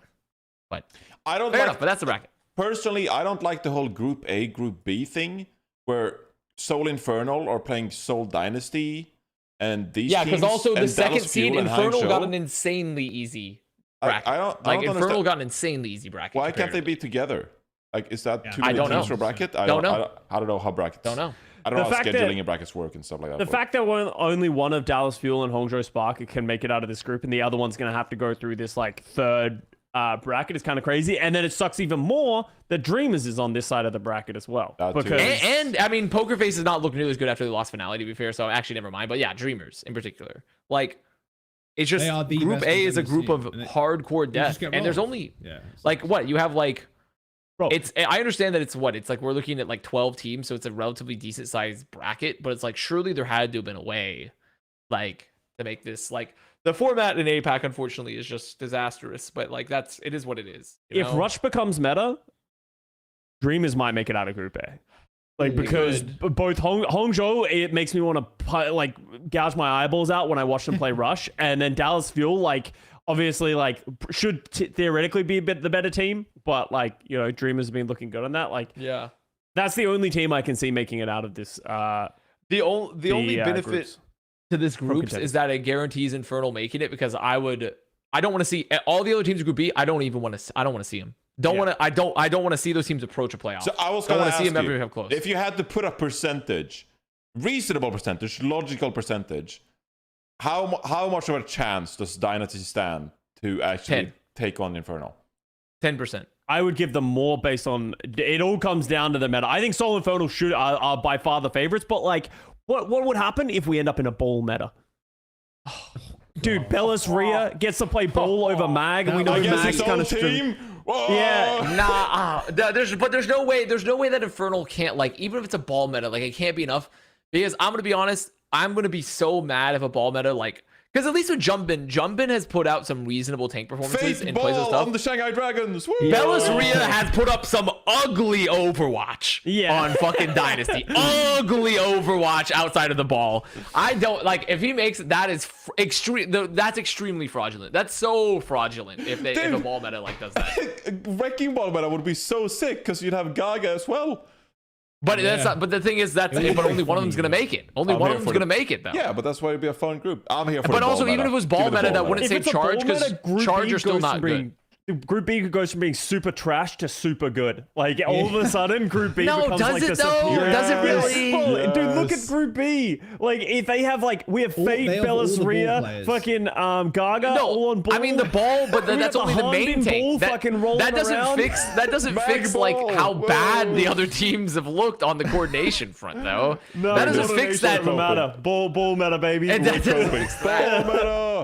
I will Manscaped. be seething. I will seeth if it's ball meta and I see Bellis Rhea at the playoffs. I'm gonna seeth because that shit is gonna be it should be Soul making Sombra it would through. have to get nerfed so Should be Infernal. hard. Which for she a might. ball I meta. hope they fucking hit her with a I sledgehammer. hope so too, but I don't know, man. I think the likelihood of them nerfing Sombra in this patch, I think, is fairly slim because of the rework. It's just like, why would we nerf her now? We're gonna rework her in a bit anyway. I don't know. I don't see that happening. I don't see a ball meta. There's no shot. It's probably gonna be the same, maybe the same kind of dive. Yeah, I don't think there's any way we get a weird meta for the playoffs, right? Surely. Surely. Clueless. Surely. Clueless. All right, there you have the knockout brackets. I'd rather not do power rankings, guys. I don't have it set up currently, and does it really matter? I don't think it really changes anything. Like, I think. We'll Yeah. do rankings We going should into the next. Yeah, I think we do it. What if we going did the APAC bracket? What if we predicted APAC bracket? Well, we need How to see the- the patch. how the I want to fuck see am the I patch doing that? before I Yeah, start we don't doing want that, before I yeah. start doing nice Yeah, things. that's fair. Yeah, that's fair. We'll do that leading into it, yeah. So that is August 26th. So, that's in 2 weeks or so. We're close. Woo! Yeah. Yep. Close indeed to the knockout brackets. But we do have to do Bren's Player of the Week. I really enjoyed today's episode. So it feels like a good, concise, fun episode here. Bren's Player of the Week. Who do we got? Sentinels. Oh, God, no. Sentinels, the organization. Oh my god. Sentinels, I think the that's a good. organization. That's honestly a good one. That's Honestly, kind of you know, we That's can very use them funny. as a Bren's Player of the Week of how not to run an esports orgs. We need to stop throwing money into the fire pit and then being like, esports isn't sustainable. I don't know whether it was factual information, but their CEO was getting 350K or something. Well, okay, actually, if you read that document, the only person who wasn't listed on there was the CEO, and I don't know why. They listed the salary of the COO and like the CFO, I think. Okay, what were they getting? One was getting like 260, the other one was getting like 200 or something like that, I think it was. Which isn't uncommon. That's for, not- like, that's not- okay, that's so- pretty common. That's not for uncommon, but they are losing how much a month? But Like, that's because they're paying content creators. That's not their that's salaries. not the hugest burn. Like, Yeah. don't get me wrong; those are maybe Yeah. slightly overinflated, but those aren't like that's for an executive level salary. That's not sure, like the underutilization of the insane. content creators and making content around that and actually doing shit and paying them a fuck ton of money is probably. Well, maybe you just more don't pay people egregious. like millions. I mean, dollars a the year. real problem is that you just can't Yeah. you can't pay players, and it's more excusable to pay content creators that much because they generate real value for you. But where are they Players, generating the value? I don't know. It's entirely up Didn't to feel that utilize them way. and how they sell them. Like, I don't know. I don't know how they sell them, but like at the end of the day, like the most consistently bad return on investment in esports is player salary. And it's not because players don't deserve to get paid more. It's simply that they simply don't generate the value to get paid more. The rates So- for, I'm assuming a lot of that has come from the Valorant side of things, surely, because Well, that's like, I mean, they have a Halo Well, team they as have well. but I Tarek. don't- I assume he has Yeah, a pretty it's- giga I salary. would assume the Halo players aren't getting as much as the Valorant. No, I mean, no I think way. the Valorant players and the Halo play, and also, I mean, they have 3 big content creators because like Tarek is obviously massive, mega creator. They have Asu, who's big, and they Oh, also Asu as have well, They right. also have Daf. They have 39. They have Right. Daf, who's Oh, yeah, they pretty have big Daf, too. So like, right. they have 3. They have 3 big creators. One of them being mega big, and then they Oh, have wait, don't like they have a bunch of Sherfor teams. as well? Yes, but I don't think Sureforce getting He's the not bag. mega big, no. Yeah, I don't think he's he's getting. not. I don't think he's getting the bag comparatively. But like, I'm from what I've heard about the Valorant salaries, they're just crazy. Oh, like, Yes, I mean, there's Just, literally a report coming out how Valorant salaries are all unbelievable. set to correct next year, which Yes, makes sense which because that makes was sense. a long time coming. So oh god, I mean, Alright. I'll give it to Sentinels. Why not? I'll give it to would- Sentinels. Should we give it? Whoa, yeah. Should we give It's it to funny, Poco? though. People may have said Poco, and I think Poco's a Poco? Poco, Oh, okay, for Poco's Overwatch, actually- Poco deserves it. Yeah, Yeah, Poco right, deserves yeah. it, maybe. oh, Yeah. I'm down for Poco, yeah. Yeah. I mean, he came in, didn't play a single bit of practice, won his match, refuses to elaborate. leaves. And also, I thought it was really funny. He just came in to play circuit, just like, hey, we need a Sigma player. Here we go, get in. I respect Extremely it. Chad behavior. Yeah. That is actually, we didn't really discuss that, but that is such a bizarre thing from Infernal. Yeah, who were they playing Extremely when Poco bizarre. played? It was like they OG were- Blast or was something. it? Yeah, like because were really it was favored, more right? of like a publicity stunt than anything else, right? Like, Wasn't Oh, it? Wasn't okay. it Dynasty in the Soul rivalry? was it Dynasty? Oh, there you go. I think it was Dynasty. I Yeah. haven't watched that one. Yeah. Wait. But I believe they were up 2-0 It when they was. played circuit and just like, oh, we're gonna sub in a Sigma player. They're like, oh my god, it's Poco. Oh, Oh. Poco. And apparently he knows Korean. I didn't know that, but he knows fluent Korean. Yeah, I mean, he spend- speaks relatively. He's been on mixed teams for a long time. Yeah, So. forever, right? Yeah, So- but I'm just like, oh, I'm on a mixed team. Let's learn Korean. I mean, maybe, but I mean, yeah, I mean, fuck, I would do the same, if I was in a fucking mixed team with it's Korean impressive. players, It's impressive. I'd do the same. You're Yeah. surrounded. It's the best way to learn languages. Surround yourself with it 24/7, right? Yeah, that's awesome. All right, well, Poco. Friends, There we Yeah. go. Yeah, that's fair. Yeah. That's fair. Awesome. Yeah, Uh, that feels a bit we Overwatch were- relevant. That's still very Overwatch relevant, and it was a crazy story. Yeah, until the scientists start doing stuff for once, then maybe we can. Yeah, come on, avoid the scientific. scientific, Well, We actually, still haven't wasn't there that scientific thing that happened recently? You mean the room temperature Yeah, the room superconductor? temperature shit. That I Well, read we about. discussed that. We put that player of the week, I think, last week. But the thing okay. is, it's still being independently verified, so we can't reconfirm it yet. Wait, so we're what? waiting. There's a room temperature superconductor. Where essentially the whole thing about superconductors is that to properly conduct the amount of heat that it does, which allows us to run really high level electronic stuff, you need a lot. It generates a shit ton of heat, and so you have to cool them down ridiculously, and also they don't perform at their max capabilities for essentially carrying electrons and all that stuff, and without being cooled down significantly. Room temperature Okay. superconductors would allow us to have really advanced electronics across the board because they don't need very specific heating environments pretty much to exist. Okay, I'm reading a Washington Post thing here, which essentially disproves it. Well, I haven't seen anything I disproving haven't it read yet. this, by I've the seen way. that there. Yeah, I have not read this, but from what I understand, it's dubious currently. Is that it's currently dubious, and everyone's trying. And I've seen some people say they've replicated it, and there's still more independent stuff that's going on. So as far as I'm aware, it's up in the air right now. Johnny is such a boomer. Where do you guys find this stuff? Where do you find this stuff? Where the fuck in your daily routine does reading about room temperature superconductors enter For some your reason, your brain? it came trending. It became really on popular, social yeah, for a media, bit there, and so yeah. then it was just all over social media for a a couple days. Because I saw a video of something like someone like poking something with a speck with like a pencil, and I'm like, what the fuck am I looking at? And like, yeah, it was like, oh, it's a superconductor. I'm like, it doesn't look like a superconductor. Yeah. Well, that's like the ferrous material that they turn into it. Yeah, but essentially, and what's so interesting about it too, Johnny, is that it's made. I discussed this with you. We discussed this, but it's made from lead and copper, so it's like some like alchemy shit, which is like it's essentially like just a combination of lead and copper that people were like, holy shit, we can combine them in this way to make this sort of like permutation to develop a room temperature super. And obviously, once again, still unproven. It has not been like hugely verified yet, but there's like initial results saying that it's possible. You discussed this with me. Have I suffered brain damage? You were definitely here. Were you not on the episode? You were definitely here. Yeah, I wasn't here last week, so Scott wasn't, but I'm pretty sure you were here last week, Johnny. Yeah, as far we as I'm aware. discussed this the other week, John. Johnny, did you hit your head recently? I literally feel like I am having a self crisis here. Because like we gave Prince memories. Player of the Week to the Superconductor. I believe. Oh my god, I left prematurely because we flamed Sweden. That's why. Oh, so I missed all that. Oh yeah, that's what it was. Yeah, left. that might have been it. Yeah, people leave. All right. Someone said maybe I should try reading the news. That is right. I don't read the news. I gave up on reading the news. It's not really good. depressing to read the news sometimes. Yeah. Yeah, it is. I've actively decided to leave the human hive mind, and I just don't partake in hive mind activities such as browsing social media. Wow, wow, He's so Sigma. He's so Sigma. And get out of social media. Unlucky. Very fair. Well, anyway, Poco's Britain's Player of the Week. Yay! Yay! Custa, are you streaming this afternoon? A hard maybe. I'm moving house, so I'm not sure. Right. Yeah, congrats on that. But we are streaming tomorrow. Okay? Yeah, that is true. I was going to propose you play Lifeweaver and I play Ryan, and I pin in, and then you grip me out if I miss the pin. And if I hit the pin, rank still up, or is rank down, Jack? I don't know. It said I played 2 days ago, and it said ranked ends in 2 days. So they might be taking a day off because normally it ends on Tuesdays. All right. Yeah. So I don't know. I don't know because it's coming on Thursday. I'm just saying, if I pick, I'm really good at pinning. So if I pin in and get a pick, we win fights. If I come on, we can play some quick play Lifeweaver Reinhardt. Okay. Quick play. Yeah. And then if I miss the pin, we could be that duo that you said was just so oppressive. We could be the heroes. Imagine if I pin 2 or 3 times per fight, I'm bound to find a pick, right?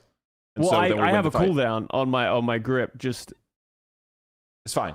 It's fine. Yeah, okay. We'll Kiriko rush that shit or something. We'll figure it out. All right. Thank you for being here for episode 189, guys. I had an absolute blast. Season 6 tomorrow. It's going to be a lot of fun. We'll launch on Steam. We are streaming. Both me and Avast will be missing next week. So Jaws and Custa, hold down the fort. Make us proud. You'll have Solomon. You'll have Solomon with you. So yeah, you'll get Solomon. Thank God for that. Thank God. AVRL and someone else. We need a guest or something next week. So it'll be a fun episode. Enjoy Season 6, guys. And we'll see you sometime in the future. Bye. See you later.